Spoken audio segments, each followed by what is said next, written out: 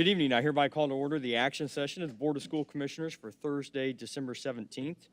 Would you please stand and join me in reciting the Pledge of Allegiance?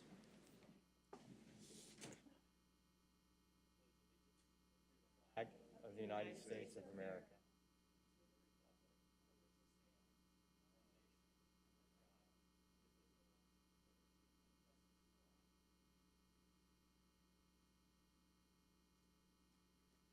Thank you all. Good evening. I'll note tonight we are still operating under the Public Health Emergency Meeting Guidelines pursuant to Governor Holcomb's executive orders and corresponding guidance from the Indiana Public Access Counselor. I will remind my colleagues calling in to mute their microphones when they're not speaking to minimize any feedback or interference. Mr. Mulholland, would you please call the roll? Commissioner Arnold? Here. Commissioner Gore? Here. Commissioner Moore? Here. Commissioner Slack? Secretary Collins? Vice President Hawkins? Present. President O'Connor? Here. And I believe I just heard somebody dial in. Commissioner Slack, are you with us? Yes, Commissioner Slack. Thank you. We will now adopt the agenda for tonight's meeting. Reviewing the agenda, are there any requests for changes to the agenda as presented? Hearing none, do I have a motion to approve the agenda? So moved. Second. It has been moved and seconded. All those in favor signify by saying aye. Aye. Aye. Any opposed? Aye. The motion is adopted. The agenda is adopted, pardon me. Tonight, we don't have any formal recognitions. As we have moved through this, Mr. Hawkins. President O'Connor, we do have a few special recognitions, if you might hold on for a moment.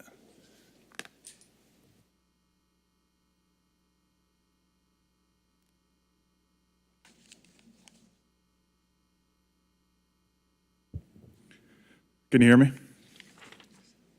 So first and foremost, President O'Connor, I want to acknowledge Commissioner Elizabeth Gore, who has served the students and families of Indianapolis Public Schools with outstanding leadership and dedication as a member of the Board of School Commissioners of the City of Indianapolis. Commissioner Gore has served beginning in July 1st of 2008 through December 31st of 2012, then again January 1st, 2017 through December 31st of 2020. In her tenure, she has served as board president from July 2010 through June of 2011, and as vice president from July 2009 through June of 2010. A little bit of secretary in there as well, and a couple others as well. So, Commissioner Gore, we have a plaque of recognition of your service to the community of IPS. Hopefully we can begin a round of applause for you.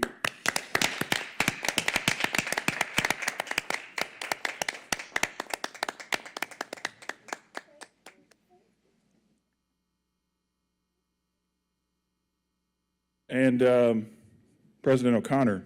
Be careful. This is interesting kind of perspective right here. Okay. So same thing here, just acknowledging, your service to the students and families of IPS as well and your dedication. Your tenure began August 27th of 2015 through December 31st of 2020. And in your role, you've been vice president from January of 2017 to December of 2017, and then president from 2018 through December of 2020.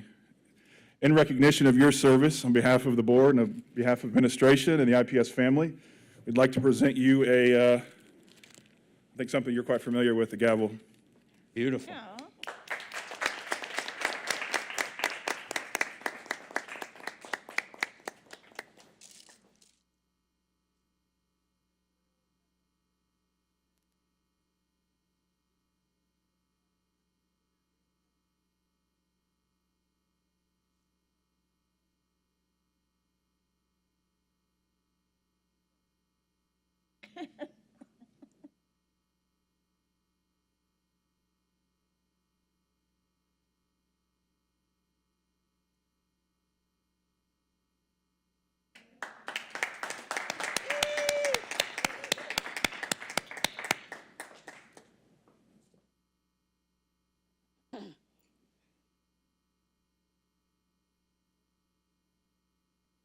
Thank you, Vice President Hawkins. Apparently there were special recognitions nobody told me about. I have two gavels now, I'll be confused. The other point, as we have all the way through this pandemic, I want to thank our teachers, our support staff, all of our administrative staff, our families, and particularly our kids, who I think have shown incredible resilience. We know it's tough, we know it's challenging, and we know, quite frankly, even though we can see the light at the end of the tunnel, that we have perhaps the most challenging months in front of us. So thank you. As we move into the holiday period, I would ask that each of us make good, sound decisions about how we spend the holidays, making sure that we are taking care of ourselves and others by the decisions we make. So thank you. Moving to commissioner comments. Section 3, does any commissioner wish to offer opening comments? Commissioner Arnold. Thank you, President O'Connor. I wish to acknowledge the passing of former Commissioner Dr. Michael Brown. Dr. Brown served as a commissioner for several years representing District 5. He was a well-respected and visible board member at his district schools, especially at Northwest High School, where he greeted students most mornings as they entered the building. I will remember Commissioner Brown for wearing his Santa hat to every December board meeting, for his love of Garrett's Chicago popcorn because he encouraged me to bring him some whenever I traveled there, and for his love and support of his children, grandchildren, and all his IPS children. I encourage my fellow commissioners to join me in sending condolences and prayers to his family during this difficult time. Thank you, Commissioner Arnold. Do any other commissioners wish to offer opening comments this evening? I would just like to offer my prayers and condolences as well to Michael's family. I was vice president under Michael while he was a very nice person to work with. Thank you. Hearing no other comments, moving on to public comment. To minimize the risk of exposure for members of the public sharing the same microphone at the podium, we'll continue to receive public comment through our online portal. The public comment portal was activated on Monday, December 7th, and remained open until 4 p.m. today. There are no comments submitted via the online portal. Moving to the consent agenda in Section 4, are there any questions or requests to remove an item from the consent agenda? Commissioner Gore? Talk a little closer to your I mic. just wanted some clarification on the general purchasing report. And it was just about the pathway support. And I didn't know, is that the last school that we voted in, or program, or? I will refer to Superintendent Johnson. Commissioner Gore, I'm taking a look, and I'm sorry, what was the item? Huh?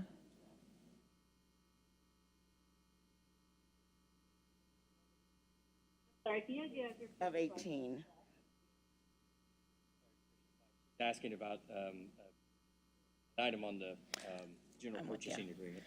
Yes, thank you. I'm with you now. Yes, so this was a professional services agreement with MG Consulting. They're supporting the district through the grant that we received from JP Morgan Chase, the New Skills Ready Network, to look at the different pathways that we offer in our high school. So it'll support our post-secondary readiness team in that continued work at our college and career pathways. Thank you. Thank you. Any other questions regarding the consent agenda? Hearing none, do I have a motion to approve the consent agenda as presented? So moved. Second. It has been moved and seconded. Any comments? Hearing none, all those in favor signify by, we have to do roll call, sorry. We will have to do a roll call vote for the electronic purposes, so I would ask Mr. Mulholland to call the roll. Commissioner Arnold, Yes. Commissioner Gore, Yes. Commissioner Moore, Commissioner Slack, yes. Secretary Collins, Vice President Hawkins, Yes. President O'Connor. Yes. Motion carries by a vote of 6-0.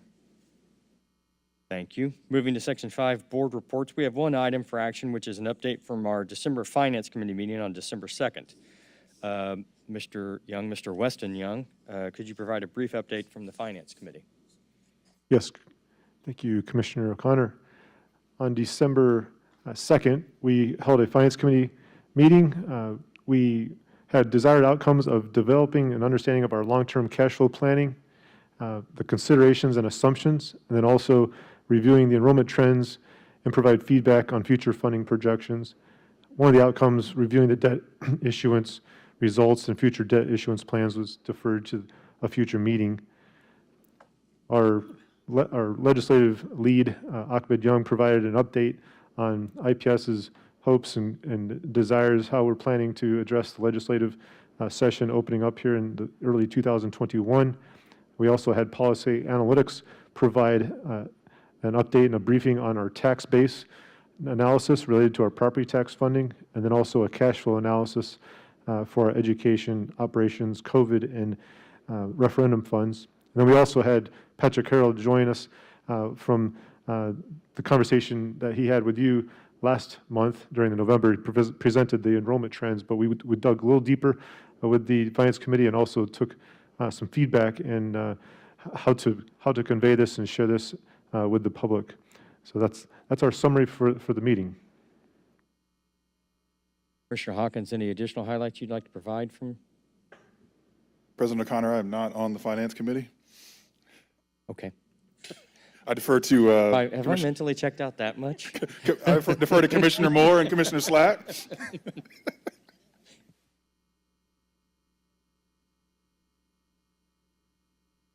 I was out of state and unable to attend that meeting. Perfect. I'll just keep my mouth shut for the rest of the meeting if that's okay. Anybody else have any questions for Mr. Young? Perfect. I will then now turn the agenda over to Superintendent Johnson. Thank you, President O'Connor. There are 3 superintendent reports to be presented this month. We will start with item 6.01, which is our school spotlight. So I'm excited to welcome Adrienne Kuchek, who serves as principal of James Garfield School 31, to share more with us about her school community and the great things that are happening at James Garfield. So I will welcome her to the podium at this time. Thanks for being with us. Thank you for having me. Good evening, Commissioners and Superintendent Johnson. I am very excited to be here. This is the first time James Garfield has ever been able to come present, so we are really excited to share all the great things that we are working on with at our building tonight. So I'm going to start off with just a little bit about who we are, and then we'll move on through that. James Garfield is a K-8 neighborhood school on the southeast side of Indianapolis, just north of Garfield Park in Bates-Hendricks. Can you hear?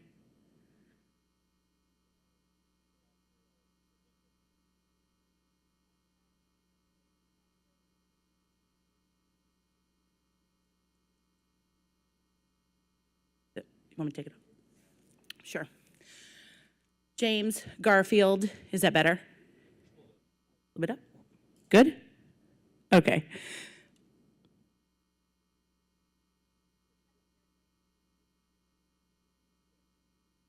So we are a K-8 neighborhood school on the southeast side of Indianapolis, just north of Garfield Park, in the Bates-Hendricks neighborhood.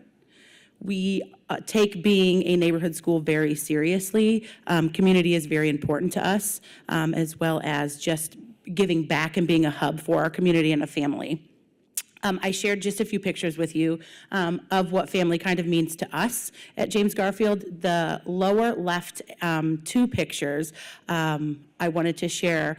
In January, School 31 celebrated their golden birthday. We turned 31 years old. So in true family fashion, I purchased 450 cupcakes, and everyone in the school came down. We invited the original principal for the building. We invited Troy, Nolan Watkins. We invited old teachers. And these 4 ladies have actually been at James Garfield for 31 years. And we sang happy birthday, just as a family. Again, the picture above that is from last Christmas, but I wanted to share because family is important to us. This is a group of 8th grade students that we had without the knowledge of their teacher. They created a secret Santa so that every student could go home with a gift. It just shows the love and camaraderie that we cultivate at James Garfield. Moving on to what we've learned, I wanted to share, we have 2 major takeaways from moving face-to-face back to virtual that I wanted to share with you. The first one, if you look at that middle picture and the top right picture, those are what I like to call bucket fillers. The teachers know that I love to see students' authentic work, so they send students down to me when we're face-to-face. And you can see, to continue with continuity and keeping things as normal as possible, even with the screen between us, they still share bucket fillers with me as well. And then that lower right picture of my students in the chairs, one thing that we really appreciated with this 1 week notice is that we were able to, again, fill students' book bags with all the necessary supplies. And a lot of our parents don't have access to the type of technology we sent home. So we made sure that even our 5-year-olds knew how to log on to Teams. We were able to use that time wisely to make sure that we could get everybody in so that we weren't missing any instruction. Again, as a family, we've worked very hard at James Garfield to decrease our out-of-school suspension rates, because at the end of the day, we need students in class. We need them learning to move them forward. We have done this by giving every student in our building a voice. We allow them to advocate for themselves with a trusted adult. Whether they're right or wrong, we allow them the ability to advocate, because we think that's an important skill, and then we navigate through that conversation. We also practice peer mediation. That's very important to us. So you can see it's created a sustainable model for us. This is the 5 years that I've been at James Garfield, and these are our out-of-school suspension rates. You can see we've decreased by half every year that I've been there. And again, that's just through building that community so that students can sit down and have that conversation with one another instead of put their hands on one another or it go awry. It's just so we can positively handle and model those. As far as academics, last year we incorporated Project Lead the Way STEM curriculum into our school. This allowed students to think outside the box. It shifted their abilities to navigate through difficult curriculum, to collaborate and communicate with one another, and to make mistakes without the fear of being rejected. And these young men and ladies that you see here, in February, we were asked to present at the Project Lead the Way National Summit. James Garfield was the only elementary school in the United States of America that was asked to present. And these 4 young ladies and men presented in front of 500 adults. I do have a video of that. If you'd like to see it, I'll be happy to share that with you. So community is, again, super important to us. So we wanted to make sure that even though we were moving back to virtual, we still cultivated that community without any hiccup. So 2 of our biggest initiatives at James Garfield is getting our families Thanksgiving dinners. We did solidify new community partnerships, and that's me on the bottom right, handing out 20 Thanksgiving dinners to our families, the same way we would if we were face-to-face. And right above that is our Christmas Assistance Program. We do that every year. This year we're helping 136 students in our building, just in general, ages 0 to 18 years old. We provide them with Christmas gifts, and with our community partnerships with Emmanuel Church, and Bates Hendricks, we were able to receive over $4,500 worth of toys and monetary gifts to buy for those students this year. Again, I am always active with my students. I'm always out in the hallway. I love being in classrooms. I love chit-chatting it up with kids. So I wanted to make sure that even though we were out, they were still able to see and hear me the same way they would, so we can still continue to build that community. So that's my daughter and I doing a read aloud to her favorite book, Always Hug a Unicorn. I still post those videos. I try to get one every week. I even have staff members now teaching our students sign language. We do have a special program at James Garfield, the REACH program for severe and profound autism, and those students cannot speak, so they sign. So this way we can have everyone in the building learn sign language to be able to communicate with them, so to break down that barrier once we return face-to-face. So I've told you a little bit about what we've done. I would like to tell you now where we are headed. Because we have culture and climate in a wonderful place, we can just focus on rigorous academics. So this year we have 3 big rocks, and our big rocks are those boulders that kind of stop us in our tracks. What do we need to focus on? What do we need to do before we can move forward? So these are the 3 items we've chosen to focus on this year at James Garfield. The first one is gradual release of responsibility that allows students to build social skills through interactions with one another in the we do portion of the lesson. It builds independence from the teacher. It's the teacher running the lesson and gradually releasing to have students own that lesson and own own their learning. And then it provides explicit modeling by the teacher, because when you think about it, the teacher is the expert. So students often need to see an exemplar, and teachers just go through the process of like, this is how you do a problem, but this is really thinking, like share your thinking, share your thoughts aloud with students so they can see that exemplar, and then mastery at the end of each lesson to track that. So students know what teachers know what they've learned and what we need to reteach if necessary. We've also focused on, we call them hot questions, higher order thinking questions, which allow students to analyze their thinking, that of their peers, and their own work. So again, it's students taking that initiative to own their education, defend that education as well, and it allows teachers to assess student depth of understanding. We have to get kids moving to owning that learning so that they can move forward and be productive and really like soak up those skills, I guess, so that they're ready to move forward in their educational paths. And then the last one is coaching cycles. My assistant principal, Dr. Gossard, and I have formulated coaching cycles this year, which allows us to improve teachers' proficiency by giving them targeted feedback, because not everybody's in the same place at all the time. We can give PDs and we can talk about things at PLCs, but that might not be where one teacher needs or where she's at. So this way, we observe, we go through a coaching cycle of observing, giving feedback, and meeting and implementing changes necessary targeted to those teachers. I'm going to leave you with my time today.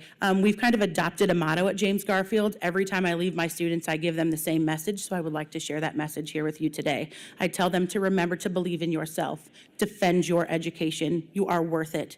You will graduate. You will enroll, enlist, or be employed. Ladies and gentlemen, thank you for your time tonight. Thank you. Commissioner Arnold. James Garfield's one of my favorite schools in my district. We love Had you the too. opportunity to be there and attend the birthday party. And one of the things that I'm most pleased with is the way you've worked with your community. I know there's been meetings. I know your community is having a lot of demographic changes. And I wonder if you could share the story of the playground. Sure. And how that, because I think that's a great indication of how you as the leader have really embraced the community and looking at how can you serve all the children in your community. Sure. So last school year, Bates Hendricks is a very gentrified area. The renters are being pushed out, and younger millennials are moving in that do not have children, so we've kind of taken a hit in enrollment. So sitting down talking with my social worker at the time, we thought, what can we do? What do we need to do? We need to hear from these people without kids, or we need to find out why people are not choosing James Garfield. So we opened our doors and invited everyone in the community in, with the help of our community partners spreading the word as well. And we just asked them, point blank, we asked them, why not us? What do you need? We're here to grow your neighbors. We're here to give back.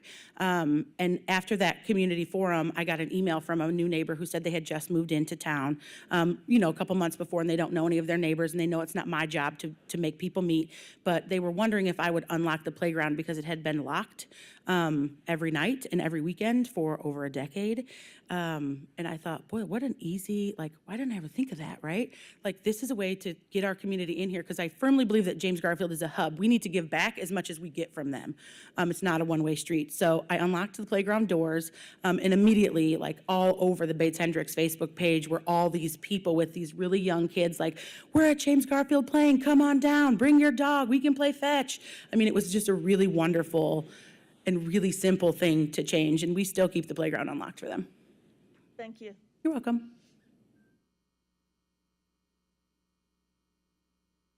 About approximately how many students do you have? We have just under 300 students. We're at 298 right now. And we have seen, so my first year there, we had 527 students. So we've seen quite a decline. And what would you attribute? I mean, your drop in suspensions is pretty phenomenal, and I applaud you for that. Thank you. What would you, if you said here are the top two things that we focused on, what would those be? So for us, it was just sitting down and having students have conversations with students. So before, when a student, like, let's say someone got into a fight, our answer is just, well, they have to go home. That's what our handbook says. They come back like, you're ready to move on, right? You're ready to move on, right? We decided like, that doesn't really work because sometimes kids come back and they're not over it.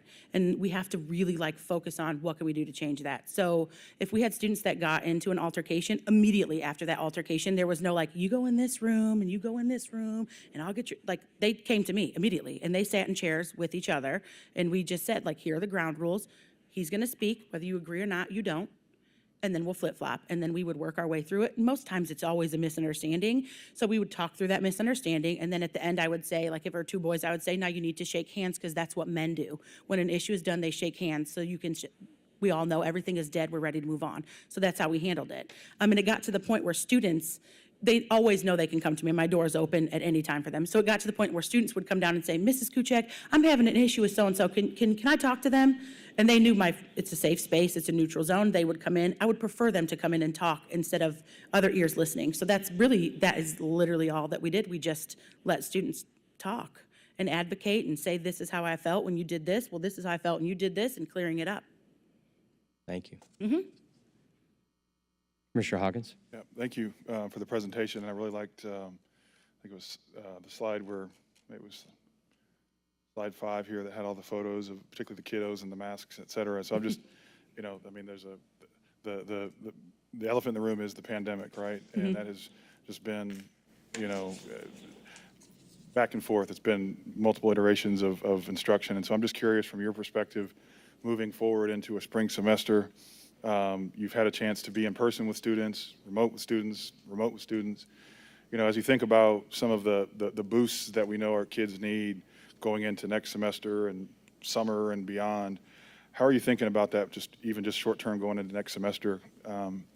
Because I know that back in March, we shifted, and went to the remote learning approach. There have been some assessments that we couldn't do in spring, and so we're still learning and gaining data, or gathering data around student performance and where kids are. So I'm just curious about how you've been piling up and aggregating that data and how you're directing that into your spring plan to ensure that our kids are on track.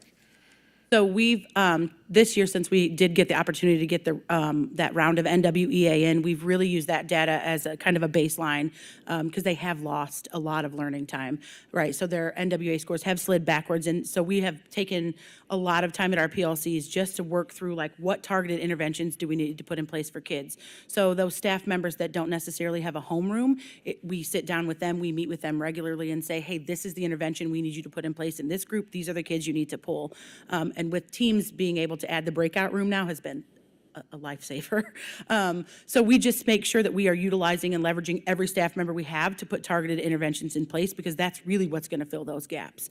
For our students, they're very motivated by community because you'd be hard pressed to find anybody at James Garfield that'll tell you we're not a family. That's the first thing out of their mouths. So for them, it's a lot. They're driven by community, and I've been blessed with an amazing staff who, they show up at kids' homes to drop off Christmas gifts. They show up, oh, you don't have any pencils? I'll be there tomorrow to give it. So just those little pop-ins by teachers also helps motivate them, which I know sounds silly, but it really motivates them to continue to get on every day, to continue to push through. And my teachers have done a really wonderful job at it doesn't matter if you're sitting in front of me in a classroom or you're behind a screen, we're going to continue as business as normal with high quality, rigorous lessons where we're modeling for students. We expect we give them expectations, at the beginning of each lesson, like, I need your camera on, I need your eyes on me, I need you focused. So we've done a really good job at just keeping the continuity the same so we're not losing more ground than what we've kind of already lost. Thank you. Any other questions? Hearing none, thank you so much. Thank you again. Thank you for all the work you're doing. Thank you, Happy Ms. holidays. Kuchek. You're welcome. Get some rest over break. Our next item 6.02, is an update to the board on the creation of our Strategic Plan 2025 District Scorecard. So commissioners, you'll recall that you approved our strategic plan priorities and organizational values in the fall. And the next step in this work is to provide you with information on how we will define success for 2025 and the information that we will use toward that end. So I'll invite Andrew Strope, our Chief Strategy and Planning Officer, Emily Schultes, our Director of Performance, and Sharena Chang Director of School Quality, to bring this presentation to you this evening. Great, thank you, Superintendent Johnson. Good evening, Board of School Commissioners. So objectives for the convo this evening is just to very briefly revisit our 2025 strategic plan content, and then we'll discuss through the development of the district scorecard how we will track progress on our strategic priorities over the next 5 years. So we'll start with a little bit of context. We've spoken about this a number of times, but we are continuing to develop our strategic plan initiatives. So what you have seen, what you signed off on, are our values, and those are in the appendix, as well as our priorities. There are 4 of them. We'll hit on those in a minute. And then our 2021 initiative. So due to COVID, obviously, we really focused on the work that needed to be done this year. We have already started the planning for the next 4 years of initiatives and milestones, and we will, of course, bring that to you in the next few months when we are finished with that. And so, as I mentioned, we'll have those outlined in the spring. We've also been executing an internal strategic plan rollout over the past month or so. So we have met with all central teams, I think already. That was the deadline was by January 2021, but I think we're already through that. And so that has been facilitated conversation with every team, including principals and schools. So that has been really good conversation. And then we will begin quarterly all-staff town halls starting in January. We'll do those every quarter that will really focus in on the strategic plan and highlighting key work that our teams are doing across the organization to continue to socialize what we value, here's what we're prioritizing, and the great work that so many people across the organization are doing. And then when we think about rolling this out from an external perspective, as I've shared a few times, we've held back on that just a little bit due to all of the work that has gone into COVID and just so much information flow, has happened over the past couple of months related to hybrid online learning versus in person. But we are getting ready to start to roll this out a little bit more in more detail this coming winter. So we've got community town halls that we are going to begin scheduling in February, and then we are getting some resources up on the IPS website, so that should be complete here in the next month or so. And there are, of course, other things that we will be doing over the course of the winter and in the coming years to ensure that we are having conversations about our vision, our priorities, and of course, where we want to go in the next 5 years with the public. So just a reminder of the 4 priorities for the 2025 strategic plan. And so, as we know, our vision and mission, we are committed to ensuring that every student in every neighborhood receives the education and opportunities they deserve.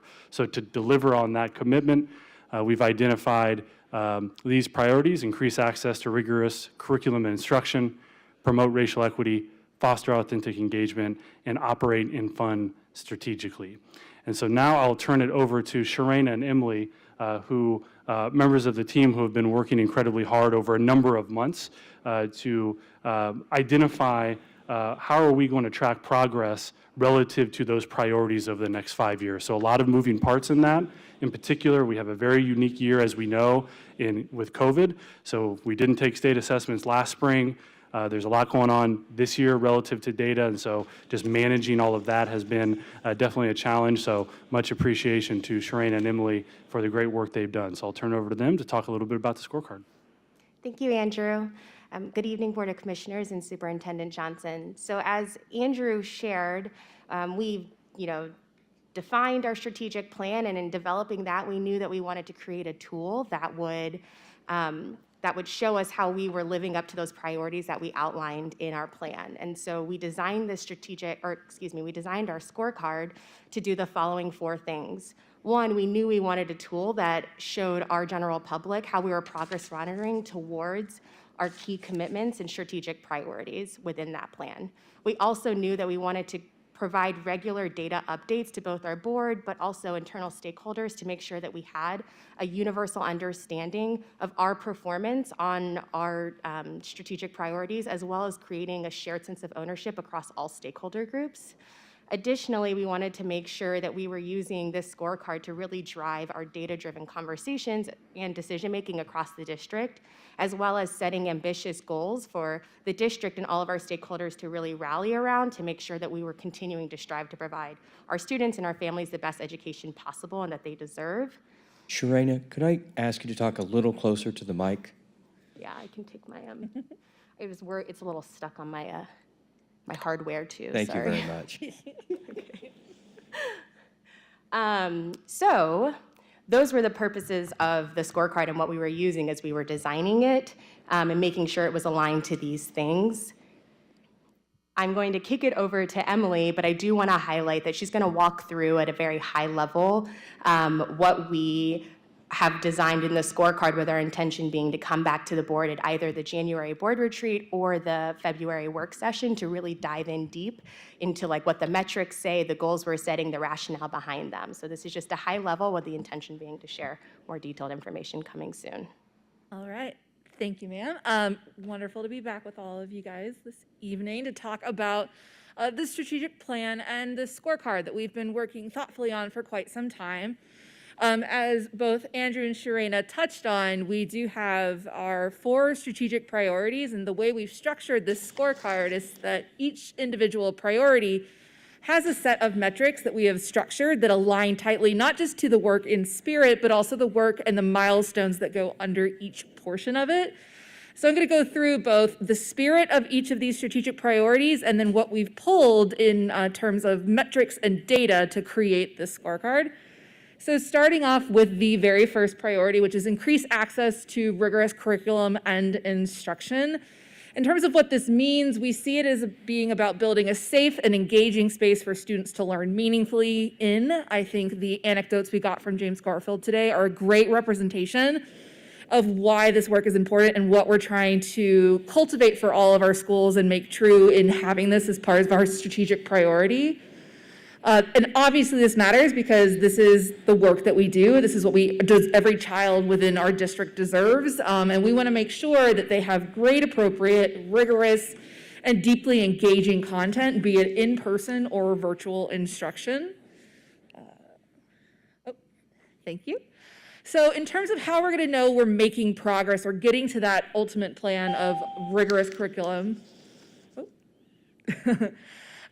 we have a set of metrics here that we're laying out.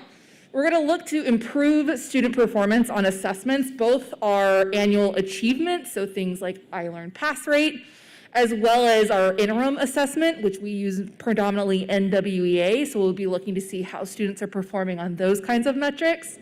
We also want to look at how student growth is changing over the course of the year, because that is our ultimate challenge here, is to try and push student growth as far as possible.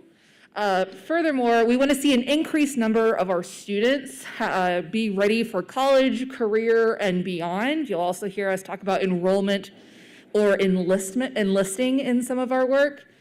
We're going to be looking at that in terms of not just our annual graduation rate, but also our on-track to graduation rate. So when the student is a freshman or when they are a sophomore, what are they doing and how are we helping them in that school year to make sure they get to these different finish lines for themselves by the end of their time with IPS.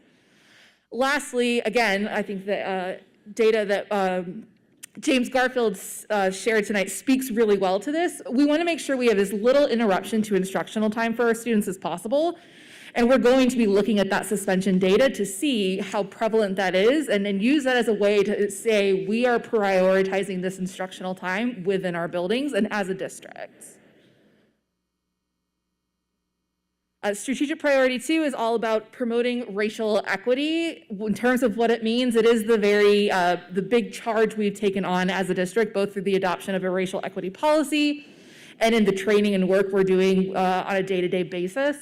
We want to make sure, in terms of this as part of our strategic plan, that we are eliminating opportunity gaps and that we are creating both the policies and the staff and the teams that we need to not just acknowledge racial equity in our work, but also challenge and address those institutional structures and biases that we are up against working in an urban education setting. This matters because we want to live in a world and operate in a district where race is not a predictor of performance. And that is, we want to make sure that we're not perpetuating opportunity gaps and not, leaning into this culture of institutional racism, and this is part of how we're going to challenge that. So what we're going to use to measure those, or rather this priority, first and foremost, we're going to be looking at Panorama survey data. It has a racial equity domain, both for parents, families, parents and families, staff members, and students. So across the board in IPS, we're going to be able to get an understanding of how we're performing relative to the racial equity mindset in our buildings. Again, we're going to be looking at suspension data to see how disproportionate we're seeing suspensions relative to different student groups within a building. And then we're also going to be looking at our assessment performance to see, is there academic gaps between different student populations? Again, trying to close close the gaps that we see right now where race can largely be a predictor of student performance. Strategic priority 3 is focused on fostering authentic engagement, so trying to engage and involve families, communities, and our students in having an authentic partnership and relationship with the district. Students and families that are more engaged are going to be more fulfilled, happier, and ultimately perform better when they are part of a larger community instead of just a child in a building or a family who sends their kids to IPS. Also, when they are more engaged, we're going to see better partnership and ultimately see better outcomes for our students. In measuring this data, we're going to be looking at increased student engagement, or looking rather to increase student engagement. We're going to be looking at attendance rates for that, because we know that students who are engaged are students who show up to the building and are students who are engaged in their learning. We're also going to be looking at a similar metric where we want to increase engagement from our families, and we're going to be using a survey, the POSSIP survey, to check on how we're performing relative to that with our parents. Lastly, strategic priority 4, operate and fund strategically. We know one of the tasks we have at hand is to strengthen both the efficacy and equity with which we support our schools as a central office and as a deliverer of services to our students, and also in how we allocate resources. We have, I like the way we phrase this, we have a moral imperative to make sure that we account for how every single dollar is ultimately being allocated and sent out to fund, or rather to support, all of our students and our schools in a way that is both transparent, fair, and tied to the needs of our respective populations.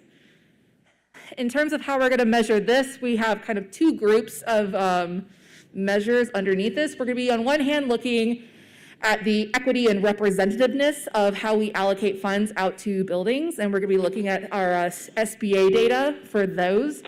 We're also going to be having a look at improving the sustainability of our funding sources, looking at our financial data that Weston and team report on.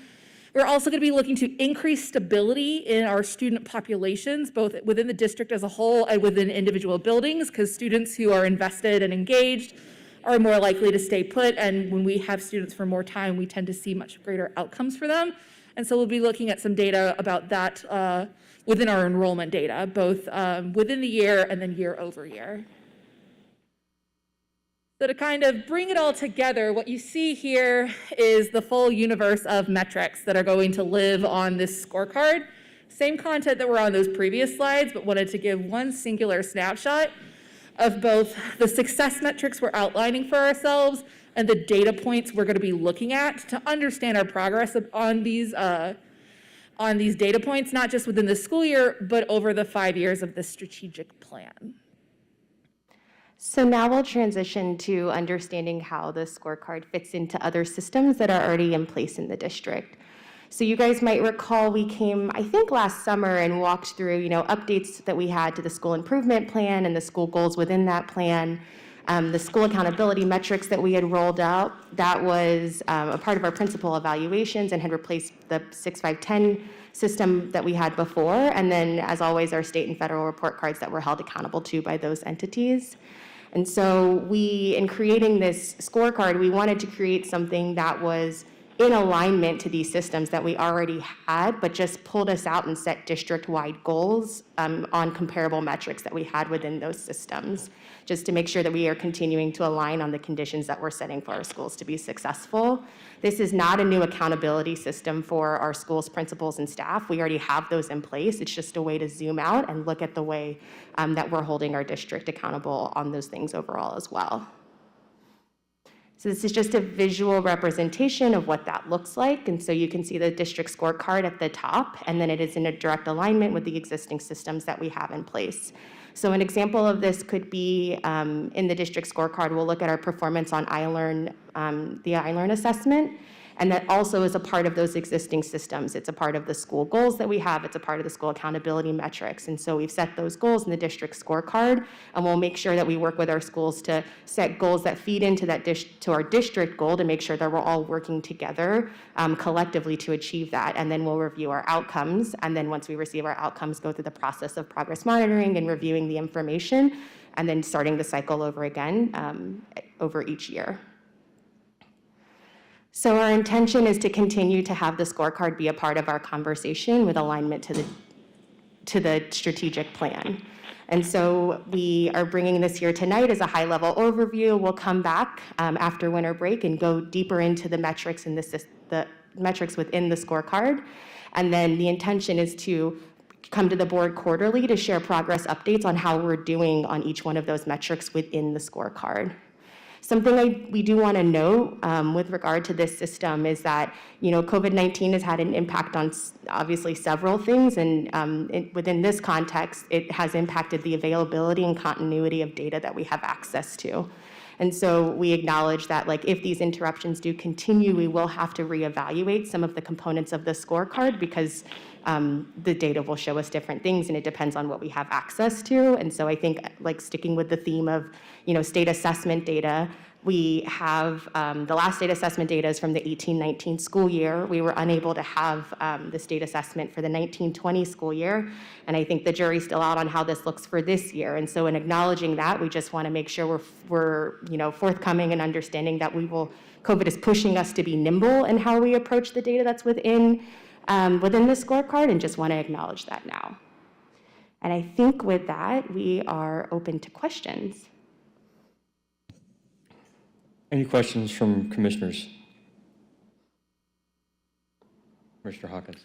Yeah, thank you, President O'Connor. I guess just to make a statement, I'm very encouraged and excited about the scorecard and how it correlates to the strategic plan and goals, et cetera. So I'm very encouraged by that. I'm really excited also about the fact that we're, the discussion about a quarterly update, not only to our community, but to the board as well. And I think that's very important. And I guess I would add, which was on one of the slides, about sort of cultivating a universal understanding. And I think language is something I just wanted to acknowledge is, we talk a lot about some of these different K-12 educational nomenclature, but sort of, I appreciate you saying, cultivating a universal understanding so that we can sort of normalize and I don't want to say simplify, but we want to make sure that we're clear and so that our entire community can understand and translate what we're actually presenting, and so that it's digestible, because I do know that schools and communities of schools want to be aware of and understand how their schools are performing as they roll up into this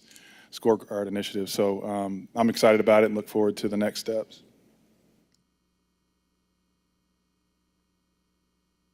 Commissioner Moore.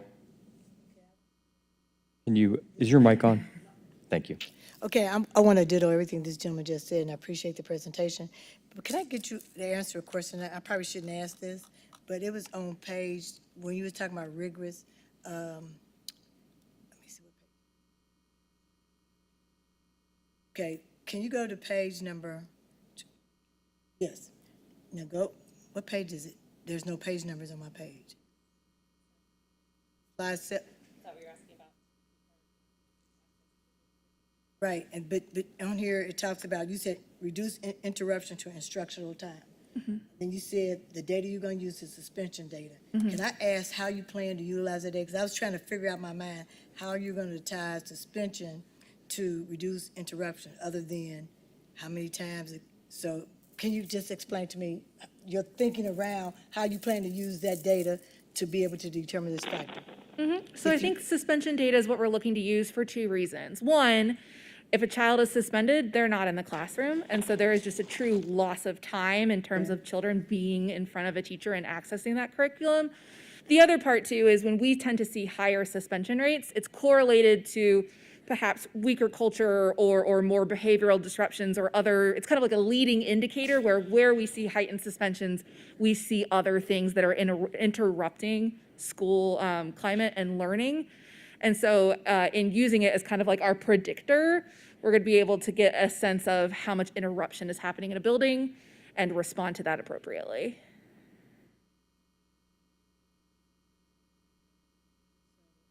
The suspension data going downward, you make the assumption that there's less interruptions and not, that's not what I was saying. That is right, though. You're on the right track with your thinking. If we looked at, you take Principal Kuchek's data and the way that her suspensions move when she presented, that means she has presumably more students who are spending more time in class, which means they have an opportunity to learn more because they're actually there to do so. That also speaks to the overall climate of her building. There are some things they are doing to increase student engagement, increase student buy-in and investment in what's happening in school. And so if we are doing the right thing and we're using instruction in an engaging way and we're putting, engaging curriculum in front of students, then our theory is they will be more engaged and more invested in school, less likely to act out, less likely to face suspensions. So we use that data as an indicator of there's more learning time happening and teachers and staff are creating an engaging school community. Okay, I like the way that, because I was flipping it the other way. No, which was taking me to a bad place. Yep, Okay. you had it. Thank you. Of course. Commissioner Arnold. On that same slide, and again, I want to very much appreciate all the work that's gone into it, but on the increased numbers of students prepared for college, career, and beyond, and you're tracking graduation and on track, I know that we've put a lot of emphasis on certifications and moving into employment in addition to post-secondary or instead of post-secondary. Any thought to using that as a metric? Because I know a lot of our kids are doing internships and are leaving school with significant paying, sustaining jobs. So I don't want to second guess your work, but I guess when I looked at that, I just thought about all of the work and the redesign of our high schools and how a big part of that has been employment, career, and is there a way to capture that as part of this metric? So we did look at that when we were doing the design. Two reasons we didn't go that route is one, that data varies so much from building to building because there are different pathways, different emphases in different buildings on that as a route. We were trying to find something that we could consistently apply across our entire portfolio, both our in-LEA and our innovation partner schools. And so in trying to get the highest level view of the direction of the district, it was a better fit overall. One thing I will say is as we start moving towards doing these quarterly board reviews, we will be bringing supplemental information and focusing on different aspects of our district performance. And so when we do have those opportunities, we will discuss some of those extra measures.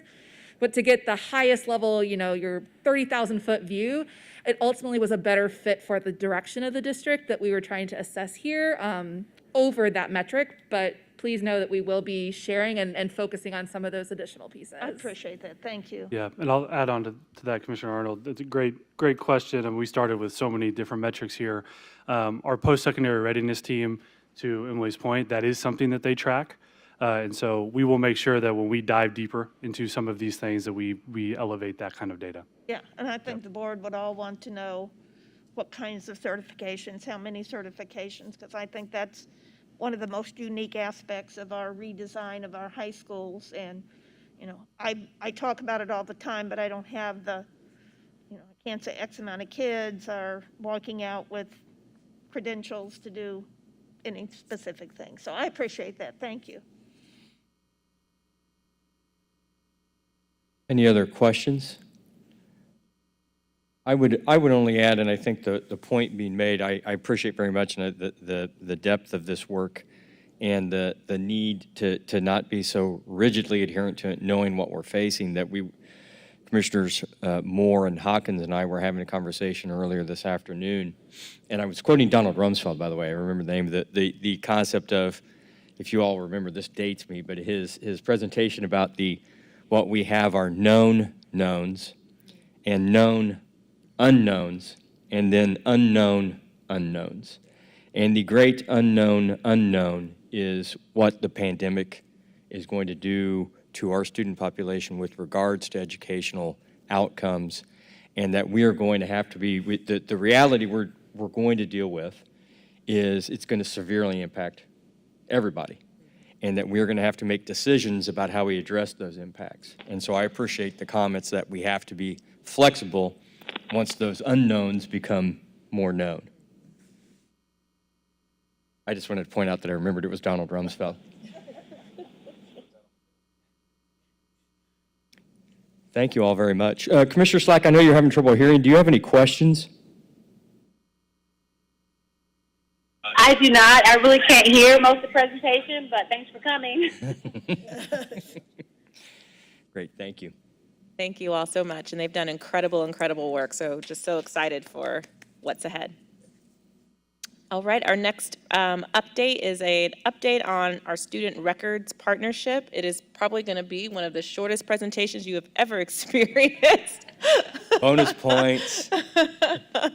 And so I've asked Patrick Harrell to come up and present just briefly on this partnership around student records. Yes, indeed. Unlike when you normally see me and probably groan under your breath, this will be brief and I will present you no insane data. So that's a win on both accounts. We have an opportunity that we're particularly excited about and we wanted to update you on, and that is an opportunity to partner with Parchment. Parchment is a product of PowerSchool, so it's already connected with the student information system that we use. And it also has a really great opportunity for our current high school students. Right now, Teresa Lubbers, the commissioner for the Indiana Commission for Higher Education, has decided to invest pretty heavily in Parchment. She and the commission have said that they will subsidize every student transcript request for any current high school student throughout the state of Indiana. So anytime that they need to send their transcript to a college or university, that is free of charge because of the Indiana Commission for Higher Education, as long as the school system has signed up to use Parchment. That is not our reality right now, so our current high school students are missing out on that opportunity. So as we learned about that opportunity and decided that we wanted to explore that, we started to look more deeply into what Parchment has as an opportunity for the district. And so that's what I want to talk about today. Parchment is an opportunity for us to move towards digital records. Typically, if we were to move towards digital records, because we are a very long-standing school system, that would be millions and millions of dollars of investments to digitize all of our historic records. Parchment creates an opportunity to do that over time without any cost to the district. Now, it doesn't mean that we instantly have digital records, but it does mean that we start to move in that direction right away. We are able to take all of the records from eSchool, when that was our student information system, and PowerSchool, and upload those to Parchment, so that when a student comes to us and requests a record, there is an automatic matching, and all a staff member has to do is check that it's the right transcript, and it'll automatically be sent to a student, so that it makes it faster and more convenient for staff and for students and alums. Parchment, to do that, charges a $3.75 fee to the student. That is actually lower than the current fee that IPS on average charges. We typically charge $5 for alumni to request their transcripts.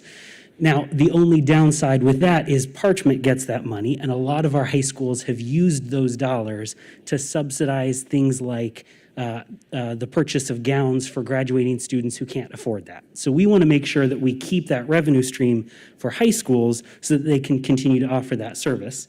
And as we were doing this research, we realized education verifications that employers often come to us and request, we have never charged for. The industry average is charging $20 to the employer for that cost. And so what we want to do is we want to introduce charging that $20 fee. We would get only $8 of that, so $12 of that would go to Parchment for the service that they're offering. Since we get more education verification requests than transcripts, that would actually increase the total revenue that we would bring in, and we could continue to send that to schools for them to use to subsidize things like the gowns. So not only are we replacing that revenue stream, we're actually going to be able to increase it. In addition, the other benefit of Parchment is if a record is not already digitized, we have a unified system where we can scan and upload that record so that whether that record is physically at Crispus Attucks and Mr. McLean, the registrar there, is the one who scans and uploads it, or that's located centrally because it's at one of our closed high schools, anyone can do that centrally.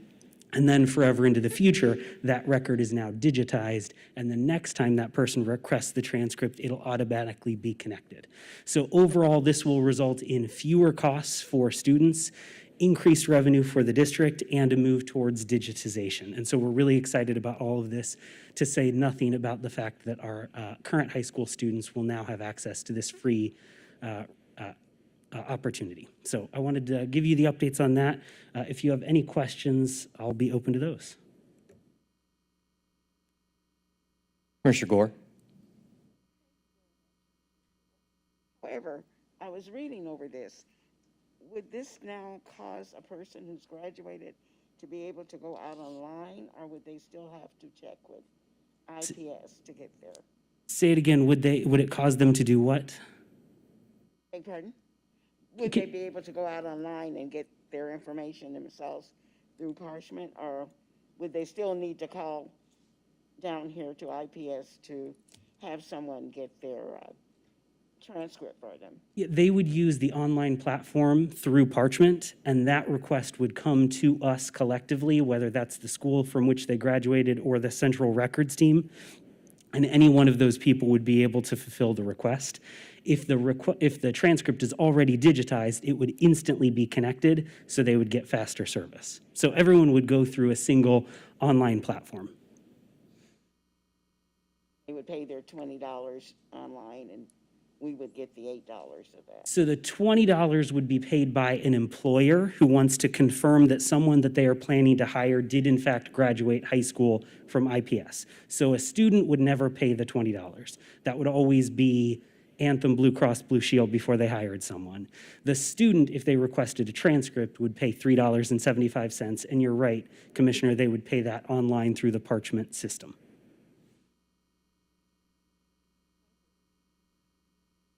Any other questions? Thank you. I'm sorry. Commissioner Arnold, go ahead, I'm sorry. Or Commissioner Slack. Sorry. Trying to watch on live as I have questions.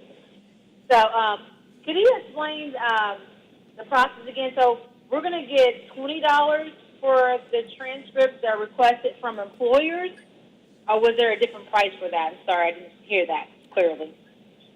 Yes, that's correct, and sorry for shouting, but can you hear me now? I cannot, but I think you said yes.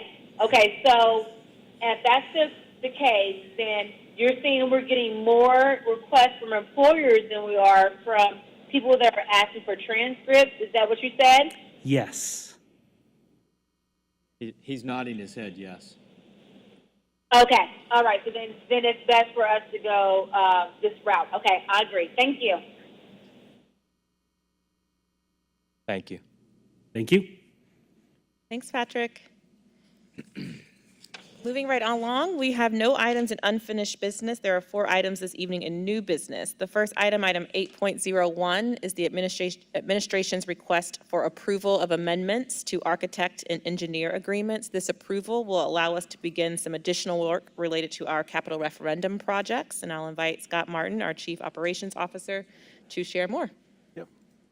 Good evening. Want to make sure everybody can hear me. Okay? Okay. All right.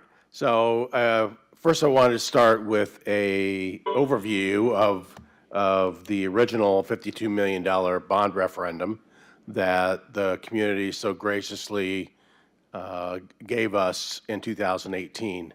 So I'll just give you a brief overview of where we've been, where we're at on that list before we go into tonight's ask. So at about half of our schools, we have done all of the safety upgrades for the classroom. Doors are hardware, fire alarms, and sprinklers.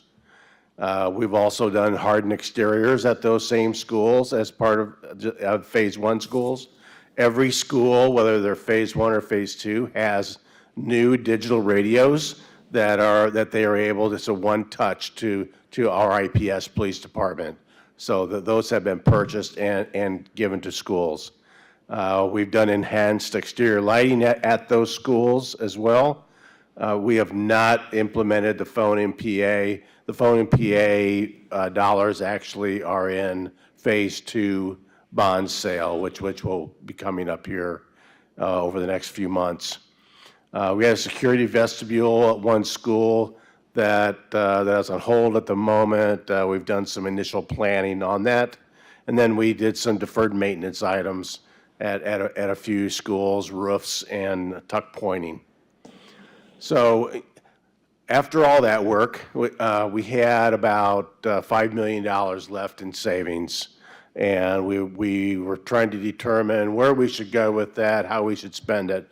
So we've determined that there were key items that we could accomplish at every school, a Phase 2 school using Phase 1 dollars. So its work would occur prior to the sale of the Phase 2 bond sales. And so what we're asking tonight is that the design and the project management services be approved.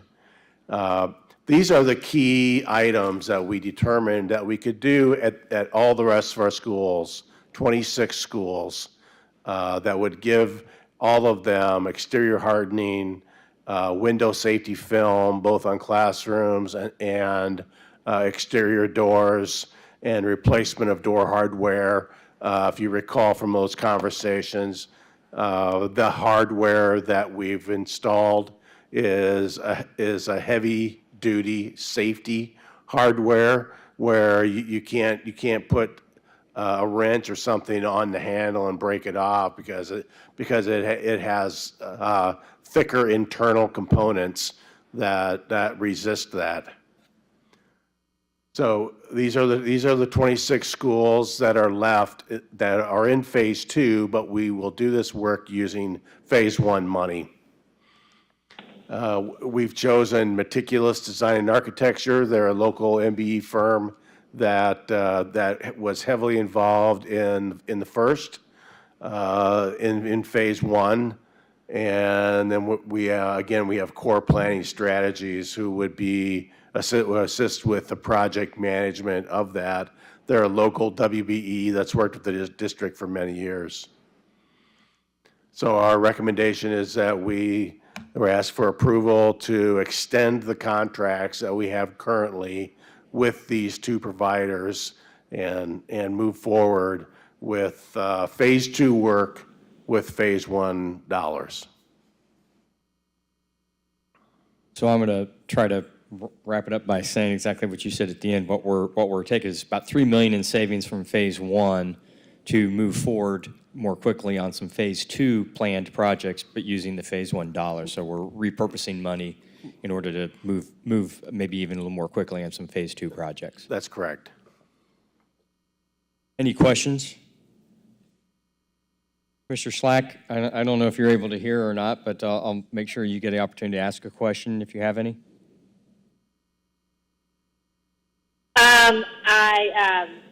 I was trying to follow along and I was unable to. So I'm just going to reserve my questions for right now until I hear the rest of it. Sorry. Okay, that's all right.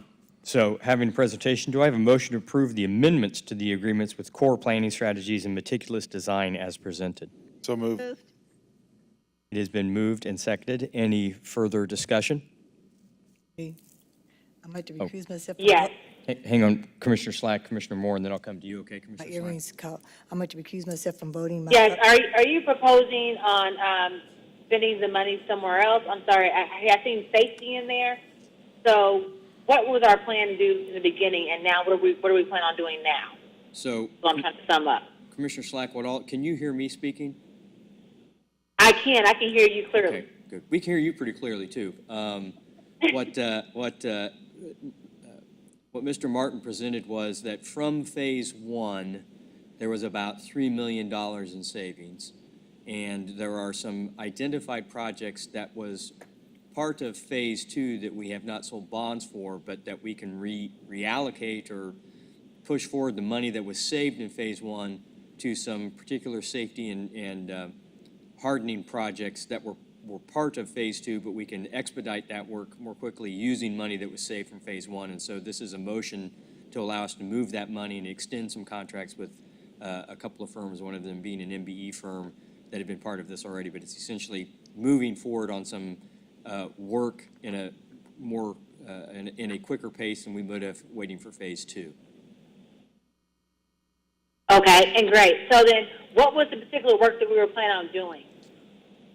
I think if you go to, if you can, I don't know if people can bring it up, but if you look at What slide is that? slide 4, slide 4, which is up on the screen now. Okay, I'm waiting for it to pop up on my live. I'm sorry. Yeah, sorry, we're on tape delay in case I use any bad words. Oh, You can tell I don't. okay. Okay, I see now. Okay. Okay, all right. Thank you for the question, guys. Commissioner Moore? Okay, first I want to say kudos to Scott for the $3 million savings. Kudos. Good PM. Good project management going on over there. But I have to recuse myself from voting because my firm does business with Meticulous. Any further questions?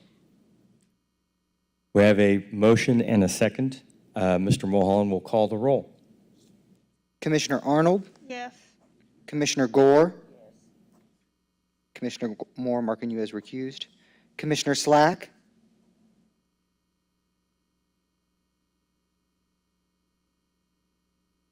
Commissioner Slack,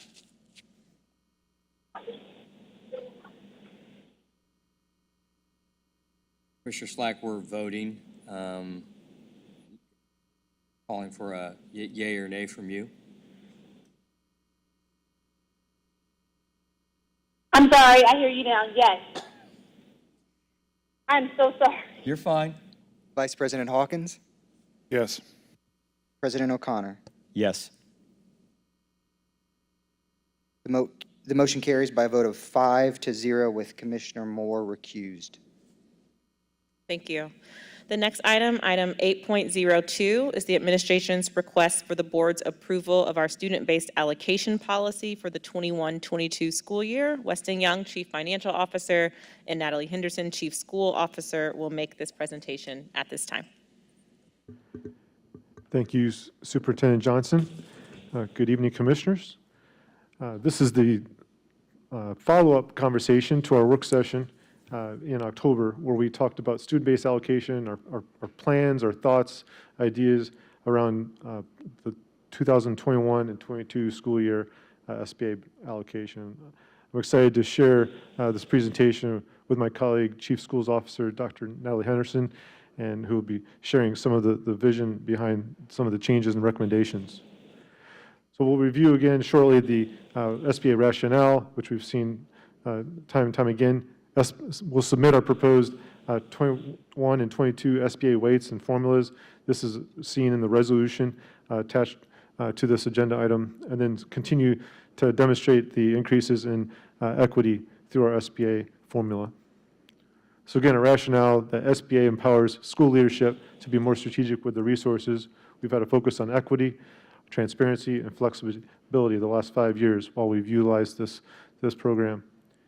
Funding terminology, again, highlighting that the term baseline formula will be used, that the SBA formula will be used, and then the determination of which of those calculations, the baseline or the SBA formula, whichever is higher, will be allocated and awarded to the school to use for the 21-22 school year. Our recommendations in follow-up to the conversation we had previously with you is, one, to revise the baseline formula to align with the district priorities and provide schools with consistent supports. And number two, to collapse the strategic supplement.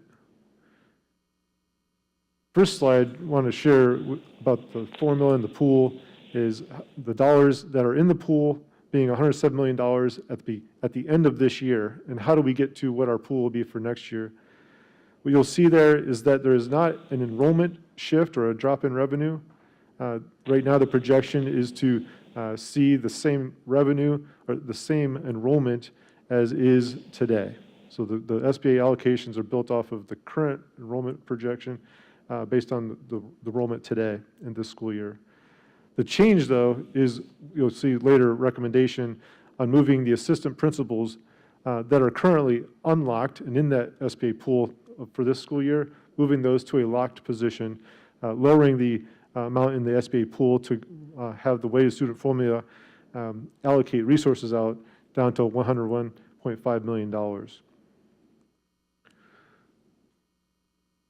The weights, we're recommending no changes on the weights. This would continue to utilize the poverty weight and the ELL weights, poverty based on direct cert percentage, and ELL based upon the WIDA scores for the 4 different levels of WIDA scores. When we talk about baseline and the shifts there, we're looking at restructuring our assistant principal allocations. So currently, assistant principals are in our baseline formula, and we're proposing that the assistant principals be a locked position and outside of the baseline formula. I'll turn it over to Dr. Henderson to share some of the rationale. Can you hear me? Okay, great. So part of the academic rationale, the presentation around our strategic plan and the scorecard highlighted some of the initiatives and our priorities in strategic priority number 1, increase access to rigorous curriculum and instruction. We have set very ambitious milestones and goals for what we need to accomplish within our schools. And so this slide shows a kind of a visual of a balance beam of what a typical assistant principal would do in a school. We have a number of schools who don't currently have that position. And as we attempt to deliver the goals within our strategic plan, the principals need assistance in school instructional leadership. And so if you think about the items on the left-hand side of that balance beam, those are the core tasks that really drive instructional improvement in a school. That being said, we know that there are operational things. There are buses, there are books, there's discipline to deal with. If you are a principal without an assistant, you are doing both sides of that balance beam, and in the time of COVID, those additional responsibilities. We recognize that there are some historical reasons that schools have not been able to due to the baseline or how positions may have been utilized before. But what we want to do is set or reset expectations for that shared instructional leadership so that those strategic initiatives in SP1, specifically 1.1, 1.2, 1.3, and 1.4, the principal has increased bandwidth for that instructional leadership from the monitoring, the support to make sure that we can hit those milestones at the end of Strategic 2025. Then another rationale for this change is from the HR perspective, where assistant principals have a 2-year administrative contract, and because of that contract being 2 years, this position it really has less flexibility and is not positioned well to be a role that's within an SBA context. So again, you see the locked resource recommendation for different levels and number of students in a building. Pretty much every school getting at least one assistant principal.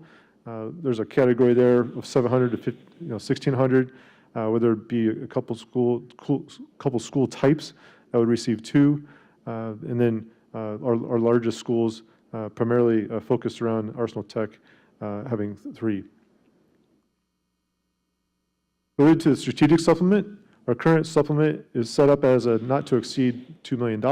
We've allocated 1.6. We talked about that in detail during our work session timeframe. Through the modeling and recommendation of our team, we're looking at utilizing $500,000 of that supplement to assist in funding the locked resources of that assistant principal allocation, and then also collapsing the remaining portion of the strategic supplement. We believe this move pushes our teams to make the decisions about mobility and other needs that arise through a school year to push that decision earlier and have those conversations earlier with their team. We also focused on equity. We want to highlight this slide that shows the move in equity. One, just on the funding level of schools. You'll see that jump in that 2021, 21, 22 timeframe.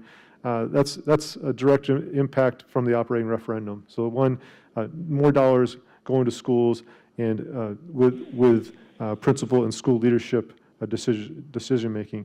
The other piece is managing and monitoring the differences and the variation of that funding. And so the initial stages of our SBA allocations were to really raise those who would potentially be overfunded just from the way budgeting was done, and those who had been underfunded or under-resourced, to raise those to a baseline, okay?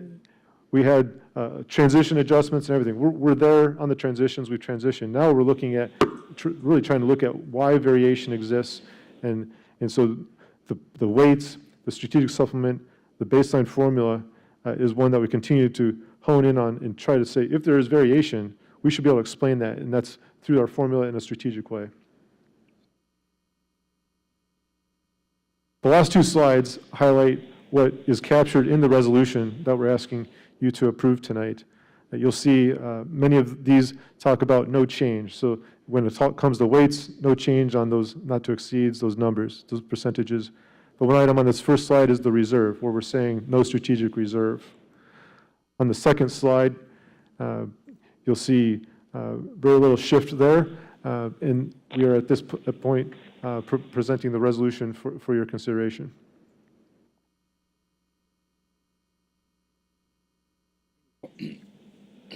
Any questions for Mr. Young? Commissioner Arnold, sorry, I don't know how I can miss you with those earrings. Okay, so bottom line, I'm going to make sure I understand.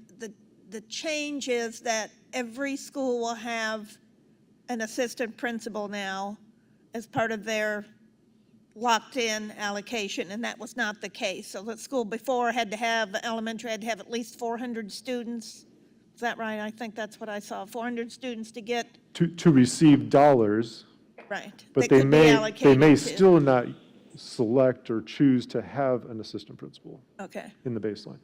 And so the locked-in dollars that all schools will get now will have to be used for an assistant, so they're locked in for that specific purpose.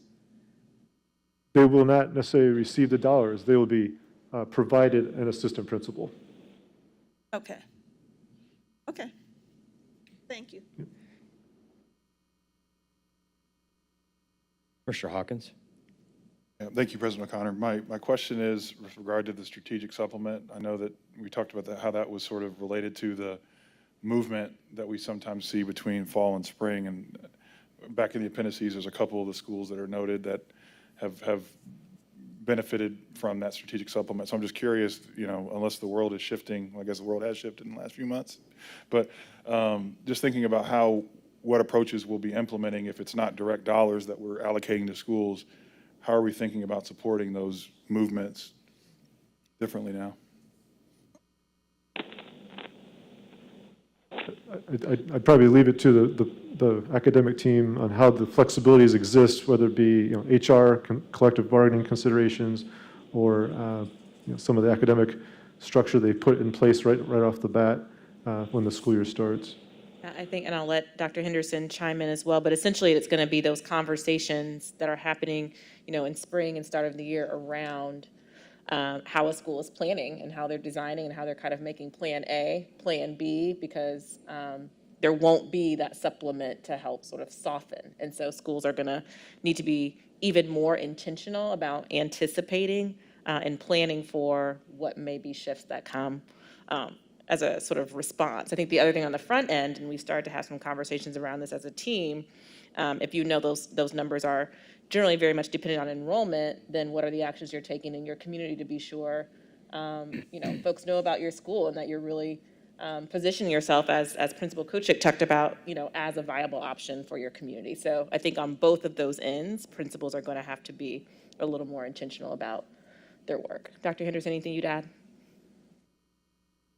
In the early spring, as you mentioned. And so as we work with the executive directors of schools, as they go into budget conversations with their principals, having a more strategic thought on, is there another way that we can do this work beyond having a person? Have we completely leveraged our systems for support within our building? I mean, those are even happening now. An EDS reached out about a potential, vacancy that may be there. And I was like asking questions around, could we collapse this class and split those kids up? Would that still allow for students to still have the instruction by their grade level teacher? And the immediate response was, we did not think of that, right? And so we're still making sure that students are having an appropriate certified teacher in front of them, that they are not having, that we are not necessarily changing or doing anything different around HR, but just thinking about, are we using our resources that we do have within our human resources to better staff? And so that is something that the EDSs and I will work through with principals during the budget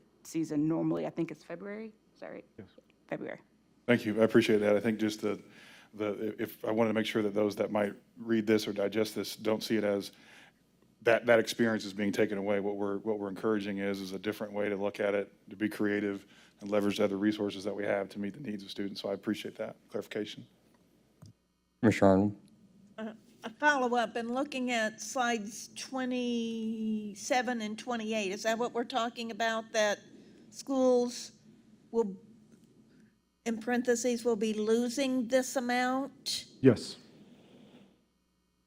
And that's where you're talking about trying to find other ways to potentially not.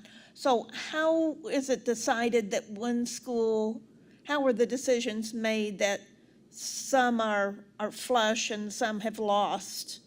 How's that determined? Yeah, and slides 27 and 28 are less about the strategic supplement. So sort of set that aside. That was covered on slide 26. Those are schools who've received that supplement. Slides 27 and 28 are really as a result of the formula. So they are seeing a change either because their enrollment projection has changed, it's either gone up or gone down, or given the formula that we have for the allocation of those dollars, there's been a shift that's happened for that school. So that's what you see is happening, is just the way the formula is playing out. The new formula is impacting their allocation. Correct.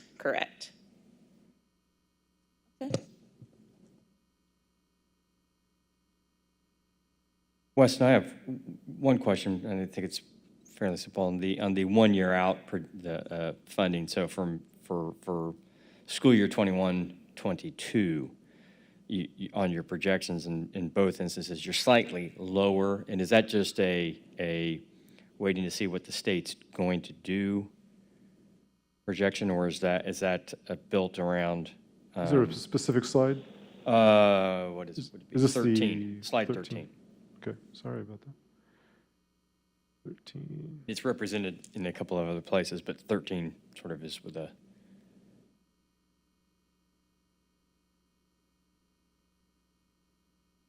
Yeah, the projection that is in place is an enrollment shift of no enrollment shift for the district, and right now an income like a per pupil to the district, no change as well, which I think is starting to align with some of the feedback that we're coming and seeing out of the revenue forecast, Right. coming out of the State House. So that's a very positive thing. Yeah, right. That break even would be positive at this time after the year we've experienced.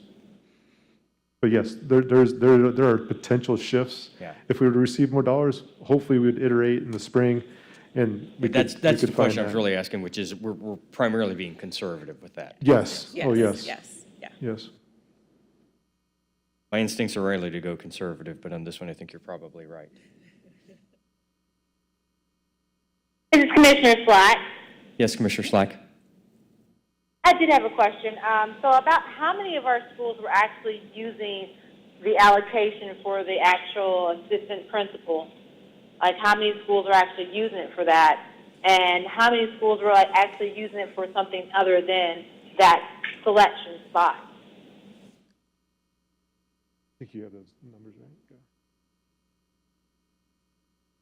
33 of the district managed or direct managed schools had at least one assistant principal. There are 10 who don't currently have. In terms of how they may be using the dollars differently, some may have not even had the dollars to do a different position, or deans, culture climate specialists. Those are some of the ways that they show up in other schools. But to answer your overall question, 33 have them. There are currently 10 who don't. I'd have to go school by school of those 10 to see what position they may have picked, if any at all, of deans or culture and climate specialists. Okay, I think I heard you. I think you said that there's 10 that were not using it, correct? Correct. Thank you.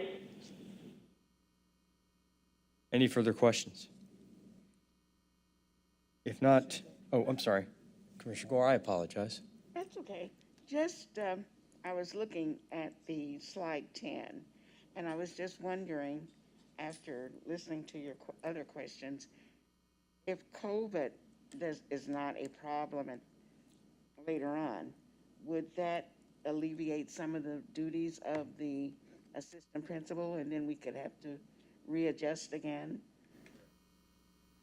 No, ma'am. COVID was an additional thing that happened because of where we're at, but the instructional leadership that is necessary, the cycle of classroom observations, the feedback within 24 to 48 hours, the review of lesson plan, the attending of PLCs, the attending of doing coaching cycles, some of the things that Principal Kushnick set up. If you are the only person doing those things and you have COVID, that is a lot. The other thing is that schools have some instructional leadership teams, whether they are coaches or potentially department heads, and the amount of movement to transform to meet those goals that is needed, there needs to be a deeper capacity or bandwidth of the school instructional leadership team. So even if we are post-COVID and none of those responsibilities are needed, there's still that instructional load that a principal would need to have assistant principal support. So this will just be an ongoing, Yes, based ma'am. on locked funds. Okay. Thank you. Any other questions? Do I have a motion to approve resolution number 7870, approving the student-based allocation model for school year 2021 and 2022 as presented? Second. Been moved and seconded. Any further discussion? Hearing none, Mr. Mulholland, will you call the roll? Commissioner Arnold, Yes. Commissioner Gore, Yes. Commissioner Moore, Commissioner Slack, Yes. Vice President Hawkins, Yes. President O'Connor. Yes. Motion carries by a vote of 7-0 with none opposed. Thank you. The next item, item 8.03, is the administration's request for the board's approval of a fleet management contract to Enterprise Fleet Management. Presenting with more information will be Scott Martin and Zach Mulholland. I will turn it over to them at this time. All right, here we go again. Well, I'm sure you've seen our the pumpkin patrol out there, the orange vehicles that, you know, driving it through the city over the years, and we haven't replaced any for a very, very long time. So there's been a group that's been working on this within the district, including legal, finance, IPS police, operations, transportation, maintenance, a group of everybody that's been going through this. So Mr. Mulholland is going to walk through the recommendation for you. I'm going to drive from here, though, so. But Zach, if you'd like to. All right, great. Please. Thanks, Scott. So this is my first presentation as in my new position as Executive Director of Operations. And I did go back and count, and this is my 351st board meeting. since I've been with IPS. Not consecutive. I missed a work session in 2016, so not consecutive. And I thought I might do this from the podium for the first time, but I think I'll just do it from the seat if that's okay. And thanks for the setup, Scott. And so again, just kind of placing this in context, again, there was a group, working group that reviewed this as part of our larger efforts in terms of operational efficiency and being good stewards of taxpayer dollars. So you'll remember back in January, a long time ago, when we made a decision to transition to a new bus service provider. You may remember last year we made a transition to a managed print services agreement that looked at how we manage print services for the district. So this is sort of a continuation of those efforts and opportunities as we look as a district how we can best utilize our limited resources in the most effective way. So I'll start with the end here, which is the recommendation is that we transition to a managed fleet services contract with enterprise fleet management. And so the advantage of doing this and the justification for the recommendation is, one, it allows us to begin the process of refreshing our district fleet without an initial significant capital outlay. As Scott indicated, it's been a considerable time since we've invested in and refreshed the IPS fleet. And so like anything, vehicles are like buildings. You can put off maintenance and defer that until you can't. And so I think we're at the critical point as a district where it's time to consider how we invest in and make that a sustainable system going forward. So again, the managed fleet model will allow us to do that, again, without a significant capital outlay up front, allow us to capitalize on increased fuel efficiency and reduce maintenance cost.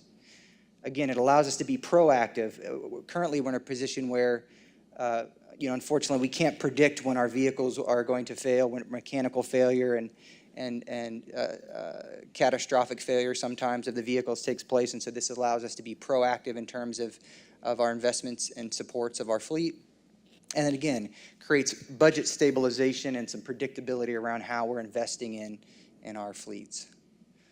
So just kind of a quick review of the current conditions. Currently, IPS owns and operates 133 vehicles. So think IPS Police. Scott indicated the pumpkin patrol, the orange vans that you see all over the city of Indianapolis, and then our food service department. So of those 133 vehicles, 97% are over 10 years old. In fact, we only have 3 vehicles that are less than 7 years old. So we have some purchases that were made in 2013, but nothing in the last 7 years. 36% of the fleet is over 20 years old. And I don't know if anybody in the room is driving a 20-year-old car, but vehicles are mechanical systems and they have life cycles. And I think we're at a point where many of those vehicles are at or past their sort of normal useful life cycle. So again, you'll see some data on some of our 2019 data with regard to maintenance and fuel. And again, as I said, some of these vehicles, as you'll see on the next slide, Scott, you want to advance it here? So I took some pictures. I wanted to present just sort of the current state. These are the famed Pumpkin Patrol vans. And this particular van makes me smile every single time I see it drive by, or when I see it when I come into the Ed Center. You'll look on the bottom left picture on your screen there. There's a picture of smiling children. I put an arrow, a blue arrow pointing to the upper right corner. That is my friend Simona, who was a classmate of mine at Arsenal Tech. So I will be celebrating my 20th high school reunion soon. And so Simona was 2 years ahead of me. So I know at the very least, and you can't see from the picture, but Simona still has her braces on. So I actually did reach out to her and said, hey, Simona, how old are you in this picture? And she thinks she's 16. And so she currently has her son is in college, and I think she just celebrated her 39th birthday. Probably shouldn't say that in a public meeting. I'll have to apologize to her after this. No. I'm going to get a text message here in a minute. So yeah, thank you, Scott, for moving on. The point being, some of these vehicles are very, very old. And again, some of the fleet, the current 133 fleet vehicles, some of that current fleet size is a function of the fact that we cannot predict when mechanical failure and unplanned maintenance is required. And so we are operating a fleet that probably has 25 to 30 vehicles in excess of what our normal operational needs are because of the fact that we need some of those reserves and backup vehicles to ensure that we can continue to operate on a daily basis. Again, this is a mock design option of what the new iteration, the next generation of the Pumpkin Patrol might look like. And I think it was Commissioner Gore that asked about the orange vans and how much you appreciated sort of the branding and the recognition of those vans as you drive across the city. And so we will continue to have, again, the new My IPS logo and not several iterations of older logos. So continue that sort of tradition of the orange vehicles, and those are important sort of icons throughout the city, and they allow our classified employees to support our operations throughout the city. Just briefly reviewing some of the financial analysis for the recommendation. Again, based on a implementation of 5 years for the initial refresh, and then looking at the subsequent five years of refresh, we're projecting approximately $3 million. And it's important to note that $3 million in savings is as compared to the alternative, which would be a historical purchase of new vehicles. And so obviously, if we didn't buy vehicles, again, you can save by not buying new vehicles until you can't. And I think as a district, we're at the point where it is critical that we begin to think about how we strategically and efficiently start to refresh the fleet. And so again, $3 million projected savings over 10 years based on this model. A projected 20% decrease in fuel efficiency across the fleet after full implementation, after that full refresh takes place in the 5 years. And then again, a 90% reduction in annual maintenance costs after we've refreshed the fleet in year 5. And so significant savings with regard to reduced spend on maintenance. And the recommendation, again, is to award a service contract to Enterprise Fleet Management. Normally, in something like this, we might go through an RFP process where we do a formal bid, we do solicit bids and review those. We did not go through that for this process and wanted to present sort of what this sort of unique situation is. So Sourcewell is a national government agency that sort of does these on behalf of government agencies, and so they did a rigorous nationwide RFP process for fleet management services, and as a part of that, distributed those materials out to 70 vendors, established a criteria and evaluation process. Based on that analysis, evaluated, ranked those responses, and then awarded a national fleet management services contract to Enterprise based on their scorecard and evaluation. And so I know several, actually many local governments and municipalities, school corporations in the state of Indiana have utilized this same process, utilizing that same Sourcewell fleet management services contract to engage Enterprise in a similar managed fleet model. So finally, just what we're asking for tonight, again, is to approve the award letter to Enterprise Fleet Management, to accept, again, that Sourcewell contract that we can take advantage of, so approve an award letter to Enterprise Fleet Management, and then to authorize the administration to move forward with the process of confirming and approving the master equity lease agreement, the maintenance and fleet rental agreements, and then any other necessary forms and documents to move forward with it. The one thing I wanted to point out about this is the implementation plan that has generally been laid out as a 5-year refresh model, but nothing in this will obligate us to either purchase, so in terms of how aggressively or conservatively we implement and execute on this, that will always be at the discretion of IPS. So we're not committing to any timeline or time frame in terms of what that refresh looks like. And the other advantage is there will be a maintenance and fleet rental agreement. Patrick Brower, Casper Millen.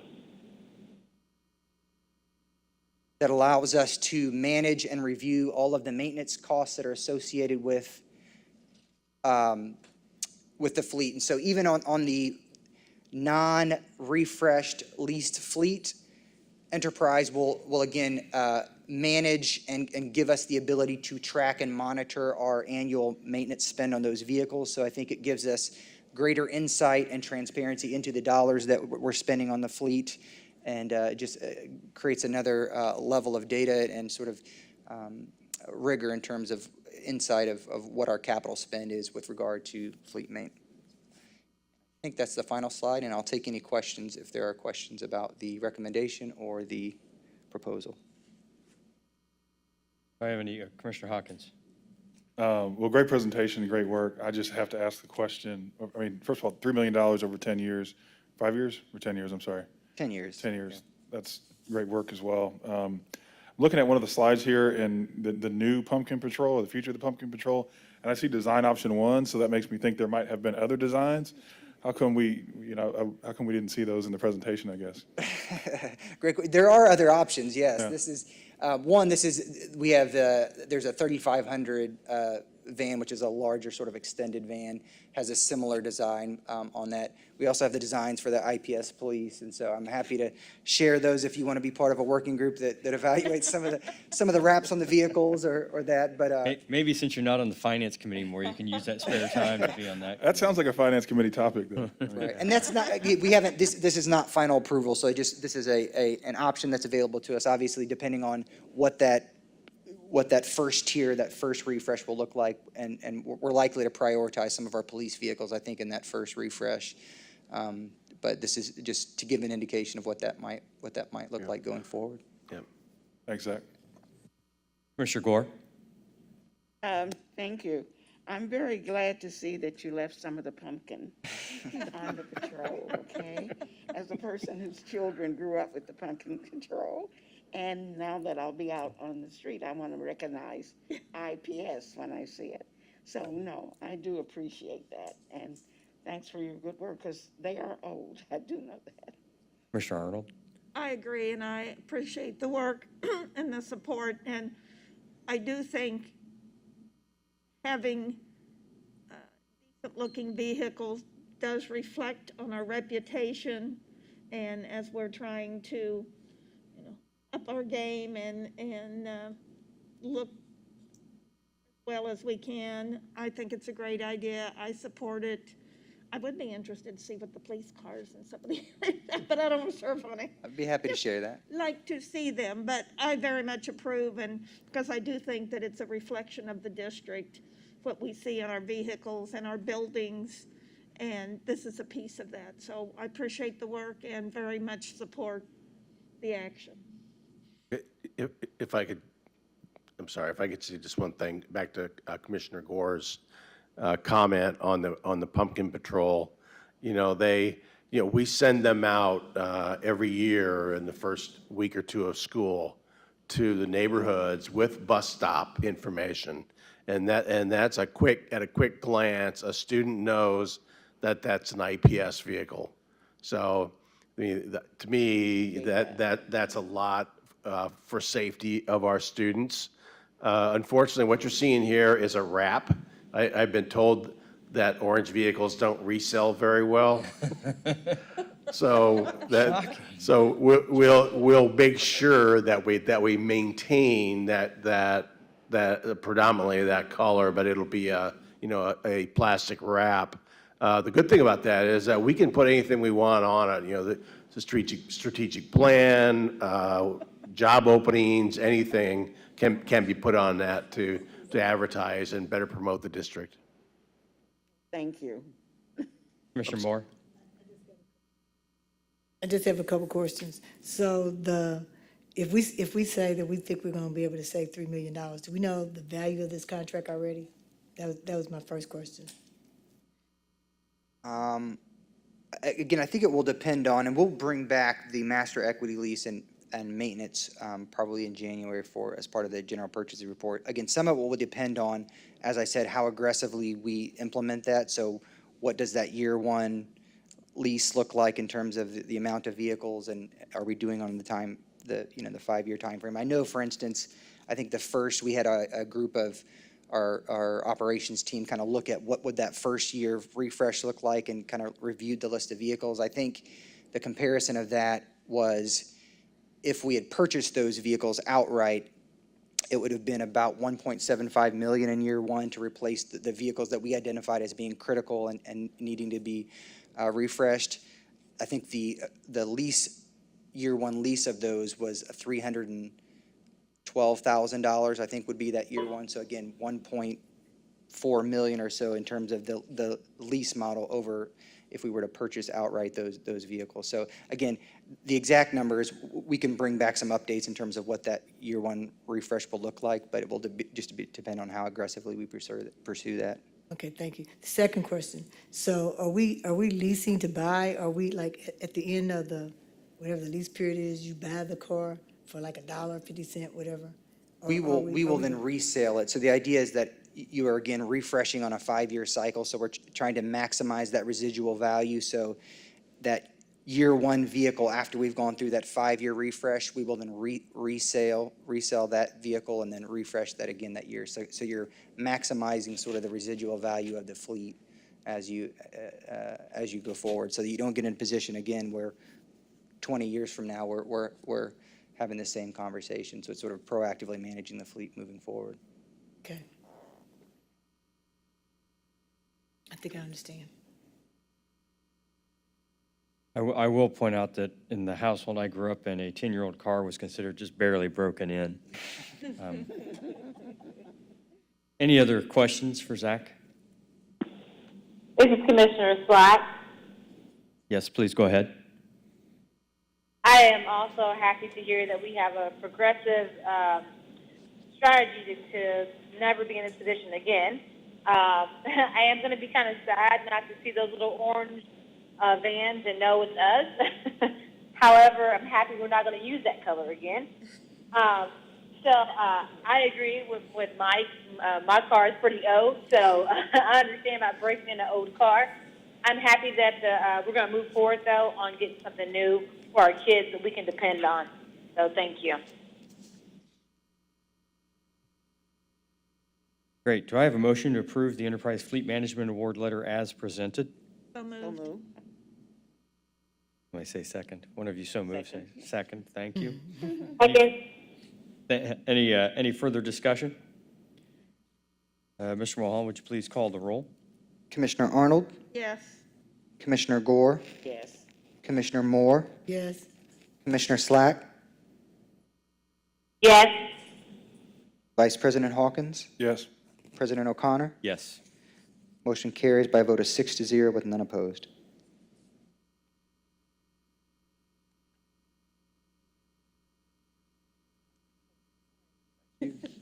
Last item, sorry.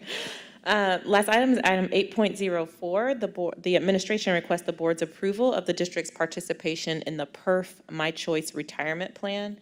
Mindy Schlegel, our Chief Human Resources Officer, and Weston Young, our Chief Financial Officer, will present more information on this topic.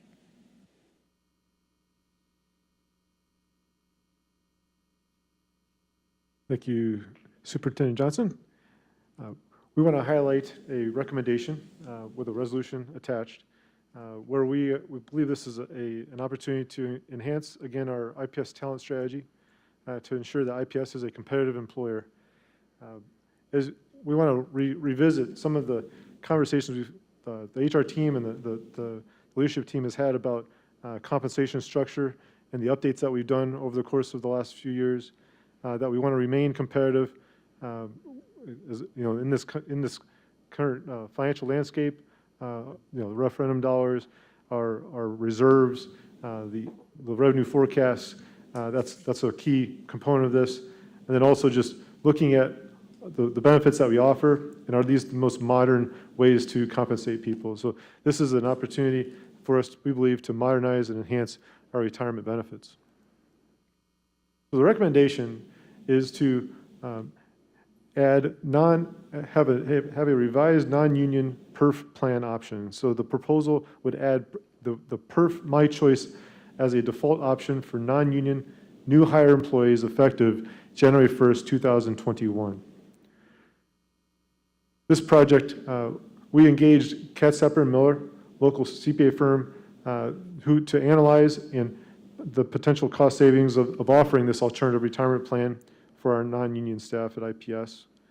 The results of this alternative plan would include reducing the overall contribution that IPS would make to the PERF plan. It would improve what we believe the current staff retention and turnover by providing an enhanced vesting schedule, then also provide control, increased control over the contribution rates while providing those electing employees a shorter vesting period. That would move from 10 years to 5 years on the vesting schedule. When the employees would happen to leave IPS employment, the account balance would be more portable. And then also, this strategy, we believe, would be a self-funding mechanism for IPS's longer-term strategy to modernize our retirement benefit plans and offer savings which grow year after year. So to review our current plan, IPS currently mandates the PERF hybrid participation of all non-bargain employees. And effective July 2016, INPERS allowed for the offering of the My Choice Retirement Savings Plan and the PERF hybrid plan. Up until now, in this proposal, IPS has not provided that option. So we propose that IPS offer these plan benefits as a default participation going forward. We've provided a table providing some of the differences between the PERF hybrid and the PERF My Choice. One is the IPS contribution amount. One is the vesting schedule. So we're going shorter on the vesting schedule for somebody participating in the My Choice plan. This would be gradual and sooner versus the PERF hybrid would be 10 years and a longer time frame and only vested at that time frame, nothing up to that point. What we believe, this would be a lower cost in the long run for IPS than what we currently provide. And we believe with the changing labor market and the people and the future employees of IPS, that it is potentially more attractive to staff looking to have strategic investment in organizations like ourselves and potentially would be shorter tenured staff. We provide an illustration of some of the costs in the framework of savings investing. So we have an example of a $45,000 salaried employee with a PERF hybrid option where IPS would contribute 14.2% on an annual basis. You see that over the course of the 5 years, there would be no vesting for that employee, but after 10 years, they would be fully vested. Whereas that same employee, IPS would contribute a lower amount, and after 5 years, that amount paid would be vested for that employee. And then in the 10 years, another fully invested benefit. But with the next steps, we're asking the board to adopt the resolution attached to the agenda item. We would be, following approval, confirm the receipt and delivery of that resolution to INPERS. This is a resolution that is specifically stated, pretty much all down to the exact wording, check the box type of resolution that they require. We make sure that they get it so that effective January 1st, 2021, a new hire would see this in their employee benefits materials through the hiring process and the onboarding process. The last thing would be for our administrative team to set up the appropriate back-end setup in the deduction and payroll files. At this time, willing to answer any questions. Commissioner Arnold. Remind me which employee groups are eligible for this. And I know that was part of the discussion, and we talked about adding somebody else. So who all will be able to benefit? First of all, it's anybody who is hired after January 1st, 2021, and then also would not be in a bargaining unit. So somebody who is not an employee of IEA and an employee with AFSCME. So if they're a school secretary, they're eligible. Correct. And a principal? They're correct. Sorry, Mindy.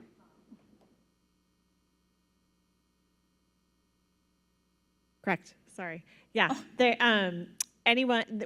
Teachers already have this option, and we can't give it to anyone who's an ASPE without bargaining it. And so this is sort of our first step on all the non-bargained staff.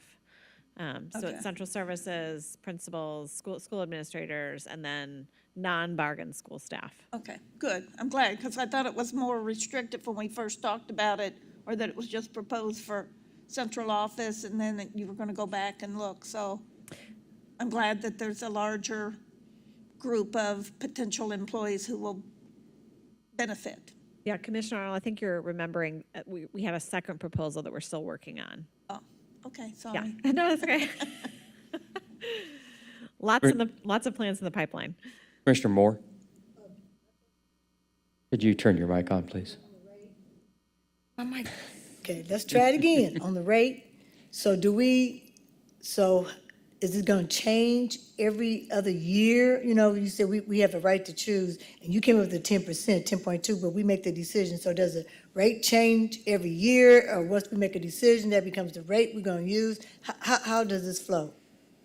Good question. This rate is set from actuaries saying, for this school year, the rate is X. So this 10.2% is made up of two portions of it. So one is made out of a mandatory contribution of 3% that either the employee or the employer would contribute. IPS has historically paid that amount and will continue to pay that amount. So 10.2% is made up of a 3% employer contribution that is mandatory. The actuarial amount that is required is 7.2%. So that 3 plus the 7.2% is what IPS would pay in for that makes up the 10.2%. What IPS is not paying in is an amount that we can select from 0 to a statutory amount, which I think next year is a 4% amount. So that savings is the savings from 4% that we could provide or 0%. That's that shift between 14.2 and 10.2. But those amounts, the 7.2% that we are paying, that could change based upon actuarial tables and what the state would require us to put in. So these are basically the non-elective portions that we are paying in. What we're providing is on the elective amount. What we plan to do is come back with some additional opportunities to invest that in new retirement plans for one, our teachers and our ASME employees and the rest of our team. And Weston, that actuarial amount is determined on the basis, if for those folks who are my age or maybe older, we remember the unfunded pension liability of the PERF and the TURF funds, and that actuarial amount is to aim to keep the state out of that unfunded liability, is it not? Correct. Yeah. Commissioner Slack, do you have any questions? No, I don't have any questions because mine was around the other proposals that we're working on. So, no, I do not. I do have some comments, though. I'm happy that now that they will be invested after 5 years. So I'm glad to pull that out, and I'm glad it's opened up to everyone. So thank you guys and the team for your work. Thank you, Commissioner Slack. Just to be specific, so what we're proposing isn't a change in the end from a defined benefit to a defined contribution plan. This will still be a defined benefit plan for the beneficiary. Correct. Thank you. Any other questions? Do I have a motion to approve resolution number 5277? So move. Approving, well, look, you were quick. I appreciate that. Approving the PERF retirement plan as presented.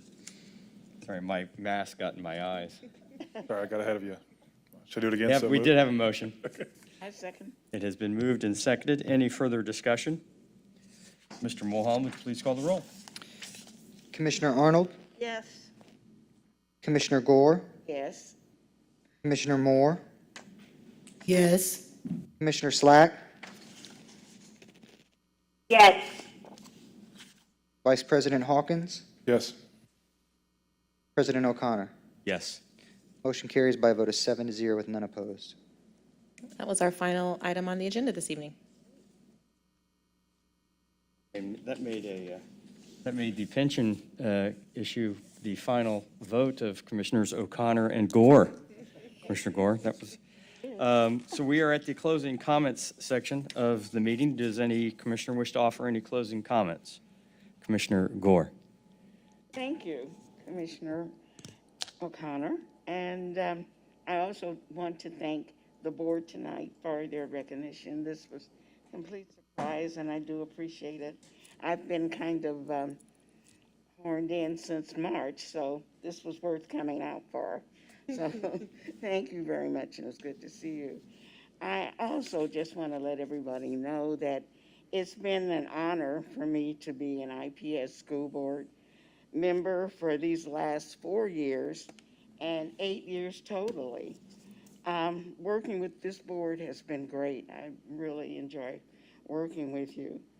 My reason for working to be a board member, or wanting to be a board member, was to impact the recommendations brought to us to the board to improve the educational opportunities for each of our students.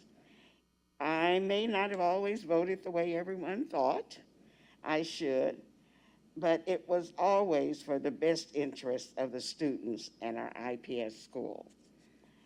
I will always, no matter where, continue to fight for the future of our students and the community.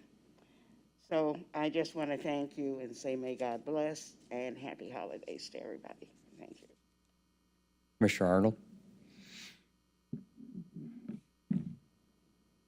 I just wanted to share my comments about my fellow commissioners.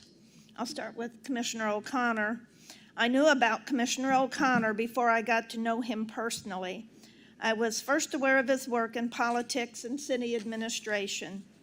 I've enjoyed getting to really know him through our service to Indianapolis Public Schools. I've learned that while he might be short in stature, he is tall in wit, wisdom, and his passion for the IPS family. He has been a great leader supporting the administration during some difficult challenges. He has brought improved credibility to our work. He has demonstrated his ability to help us reach consensus and move our important agenda forward. I will miss his banter, jokes, and quotes that have lightened the mood when needed. I certainly wish him well and hope our paths will continue to cross, as I know he will continue to support our important work. Thank you. I've had the pleasure of knowing Commissioner Gore even before we served on the IPS board. I met her through her work on behalf of her beloved Martindale-Brightwood community. She fought for high-quality health care, economic development, and additional services for deserving residents. She was a passionate advocate for people who were often not able to speak for themselves. She got results. She brought that same passion and dedicated energy to her service as an IPS commissioner. Although we sometimes found ourselves on different sides of an issue, I never doubted her motivation to do what she felt was best for our children. Her work with the lead poisoning issue is only one of many instances where she made a huge difference when it was needed. We traveled to conferences together, and I know she took every opportunity to continue to learn how to be a better school board member. Our husbands drove us around and waited patiently while we did our work. I'm confident that Commissioner Elizabeth Gore will continue to fight for those who need a strong advocate. I know her work isn't finished yet. I value her as a fellow commissioner and as a friend, and I wish her well. Commissioner Moore. So of course, I would like to add my sentiments also, and I'll start with Commissioner Gore. Commissioner Gore, even though you lived right down the street from me almost all my life, I only had the opportunity to meet you here at the IPS School Board. I believe very strongly in the things that you fight for. I believe very strongly in the things that you do. And though sometimes you and I would have long, nice conversation and you would come in here and surprise me, I still love you. You push me to be the excellence that you have always shown, and I want to be just like you when I grow up. So I look forward to seeing you. I have to come down the street to visit you. But please know that I truly do love you. Now, Michael O'Connor. Uh-oh. President Michael O'Connor. I can't believe that you are truly leaving this board. I said before, and I will continue to say, I think IPS truly do need you. You have committed in front of a whole bunch of people that you're going to still be right here fighting for us. I remember your op-ed when you talked a lot about privilege and the fact that you were a person of privilege. And I said, yeah, Michael, it kind of is, isn't he? No, but what I do want to say is you're one of the few people that so willingly give up your privilege to those individuals who need it most. You have fought very hard for IPS. You have taught us many things, and I hope to see you soon doing those great things for us in those places that a lot of us can't go or people won't hear, but they will hear you. So I hope that you continue to speak very loudly, boldly for IPS. Thank you, Michael, for the president that you have been. Thank you. Mr. Hawkins? Thank you, President O'Connor. Commissioner Gore, I have watched you work for many years, and what I've always admired about your work is that you always show up in support of the children of IPS. Fast forward to our first actual in-person meeting over tea. While I was still investigating what it meant to serve as an IPS school board member, you kindly took that meeting, and we talked about our families and our family history, why you felt called to service, and why IPS means so much to you. What stood with me, and what I'll never forget, was when you shared a little bit about your approach to decision-making. You shared that preparation was essential in order to digest all of the complex informations, all the funnels and graphs.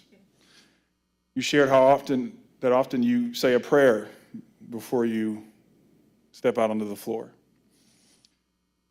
And then you talked about how you accepted the decision that might not be popular, but that was okay for you.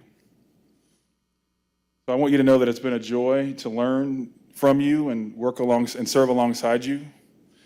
I have so much admiration for your kindness, your wisdom. I love your sense of humor. And most importantly, your service to the children of IPS. Thank you. Michael O'Connor. So I actually had something written out and I forgot it. I find it shocking. Yeah, I know. So I'm going to see where this goes. But I have known of you for a while, and your resume is full.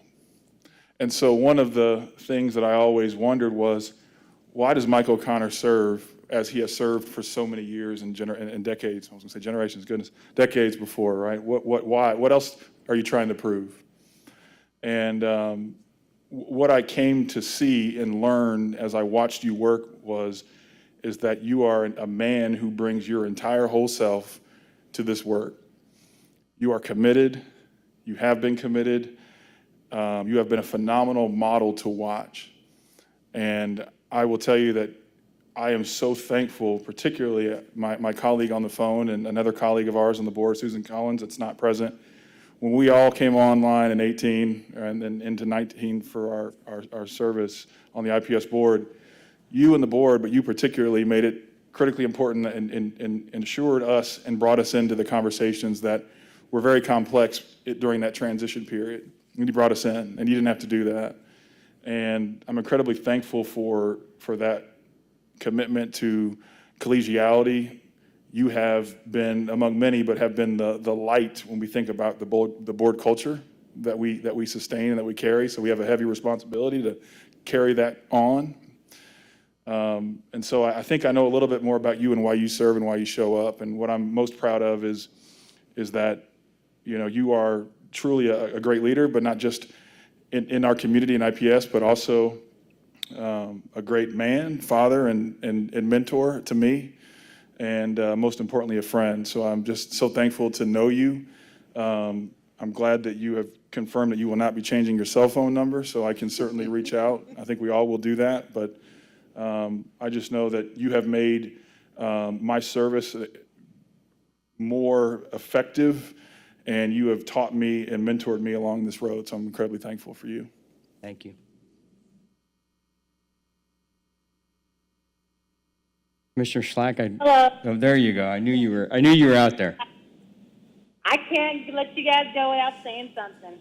I am internally grateful for the time and the wisdom and the ability to serve with my fellow commissioners. Both. I will miss both of you dearly.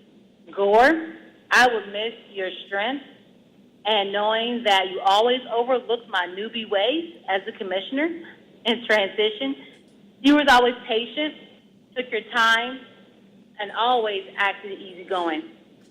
Anytime I ever needed any help or any assistance in understanding my transitioning ways, you always gave your time, a listening ear, and you were always patient. And I love when I get off the phone with you, you always tell me, I am not going anywhere. I am only a phone call away. You will be dearly missed.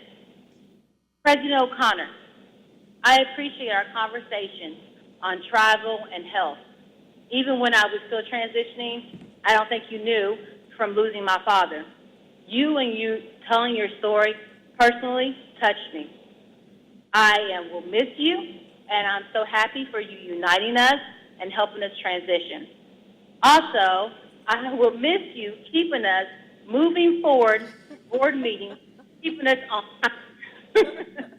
You will be dearly missed.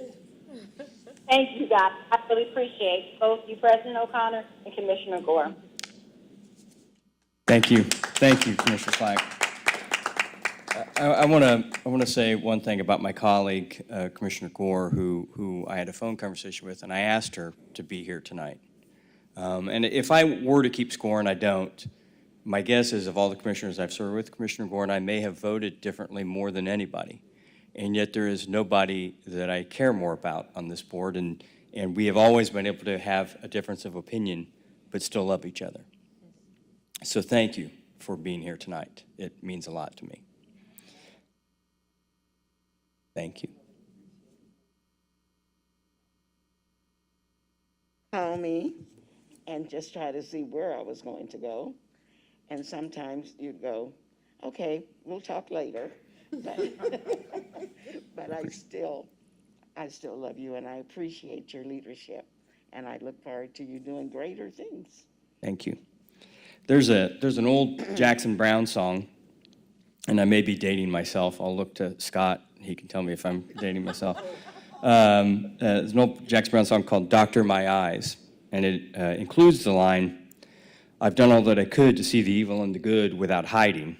Now I want to understand. And if you're familiar with that song, the point was that the writer was hardened, their heart had been hardened, and he could no longer be moved to tears by what he'd seen. And not to be overly dramatic, but my eyes can't unsee what I have seen. But rather than be hardened, I'm in fact moved by what I've seen and what I've learned. And I would argue that after a career in public service, I came to this position with a decent understanding of the task of a school board and our school system. But I think I've been open with many of you when I told you that I simply didn't have a clue, which I'm sure was probably clear to everybody who sat up here with me. I didn't have a clue of the many challenges that our families face, that our children face, and that our community faces. But face it, we do. And I've been moved by the resilience that I've seen from our children. I've been moved by the leaders that we have in this system and by the colleagues that I've had the great honor to serve with. What my eyes have seen has made me believe what we already know, that if we work together, if we fight to give our kids the educational opportunities they deserve, each and every one of them will achieve great things. And if we fight and work together for that end, there is no limit to what our city, the one we love, can accomplish. I'm heartened by my experience to have had just a small part in fighting for the opportunity for all our children. And the fight is not over, and it won't be for a long time. But I'm proud of the team that we have on the field, and I know that we are better positioned today to achieve great things than any time in the past. To my board colleagues, past and present, thank you for teaching me so much and for your patience with my slow pace of learning. You've made me a better listener, and each and every one of you has made me a better person. To the people who live in District 1, thank you for the opportunity to serve. It has been a privilege, and I can only hope that you feel that I have served you well. To the teachers, staff, and our leadership team at IPS, you all are the reason we're here. You work to make it happen. And as I look back at the last several years of work we've accomplished, I marvel at your commitment, your professionalism, and your abilities. Never, ever let anyone tell you that this isn't the best use of your skill set. You are saving the world one child at a time. To my colleague, Zach Mulholland, who's been doing 2 jobs for many months. Brother, you are amazing. You make the chaotic orderly, and you help us as a board stay focused on our duties and make sure the goals we attain the goals we have set for ourselves. I can't speak for other board chairs, but I can tell you I would not have been able to do this job without you. Your future's bright, and Indianapolis is a better place because of you. To our superintendent, Alicia Johnson. The universe occasionally creates a magic nexus. The right time and the right place presents itself, and you are the answer to the right person. You've built inroads in the community for us that have never been there before. We are Indianapolis' school system, and you are our leader. Thank you for the opportunity to serve alongside you. You are wise beyond your years, and you are fearless, and you are exactly the right leader at the right time. And I will be forever proud of the small role I played in securing you as our superintendent. Thank you to each and every one of you. I will be forever changed by the work my service here has allowed me to do and to see. While my eyes are open in ways I could not have imagined, my heart has been open too. I have not been hardened by the challenges that present themselves. Rather, I am encouraged by the individuals I have served with and who are willing to take on those challenges. Godspeed to you all. Thank you, and have a healthy and restful holiday season. Superintendent. Thank you all. I've got all the feels right now. I also want to publicly say thank you to our outgoing commissioners for your leadership and service to our school district and our community. Commissioner Gore, thank you for the kind spirit that you've always brought to our team and to me personally. I've also always appreciated your sense of humor. You've made me laugh at times that I wasn't expecting it, and so I thank you for that. And I also appreciate the genuine connections that you're able to build with people who you have a lot in common with, but also those that you don't. You didn't agree with every recommendation I've brought as superintendent, but you've supported me as a woman, as a Black woman, as a mother, consistently, and I will forever be grateful to you for that. You are an incredible champion of our children and our community, and you've consistently stepped up and been willing to serve. So thank you for all that you've given. President O'Connor, I could not have asked for a better person to be connected with during these first years of my superintendency. You've been a thought partner, a sounding board, you've provided constructive critique, all with the clear intent of ensuring that we are doing our best for our students and our families. You've supported me in bringing my full self to this work. You've encouraged me to speak boldly. For that, I will be forever grateful. I have a great appreciation for you and all you've given our community. You both have acted from your values and your beliefs, and that is why you are both impactful leaders and have garnered the respect of so many. So thank you to both of you for your service. Well, here we are. I want to wish everyone a safe and joyful holiday season, a happy new year.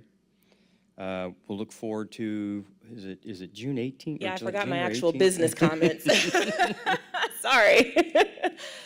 We will be back in session for remote learning on Monday, January 4th. As a reminder, we will continue to monitor the community health conditions to make a decision regarding a return to school in person. We do not currently anticipate a return prior to Tuesday, January 19th. And I definitely want to say thank you to all of Team IPS, my amazing team on the executive leadership team, our school leaders, our teachers and staff who have just done incredible work over the past 9 months.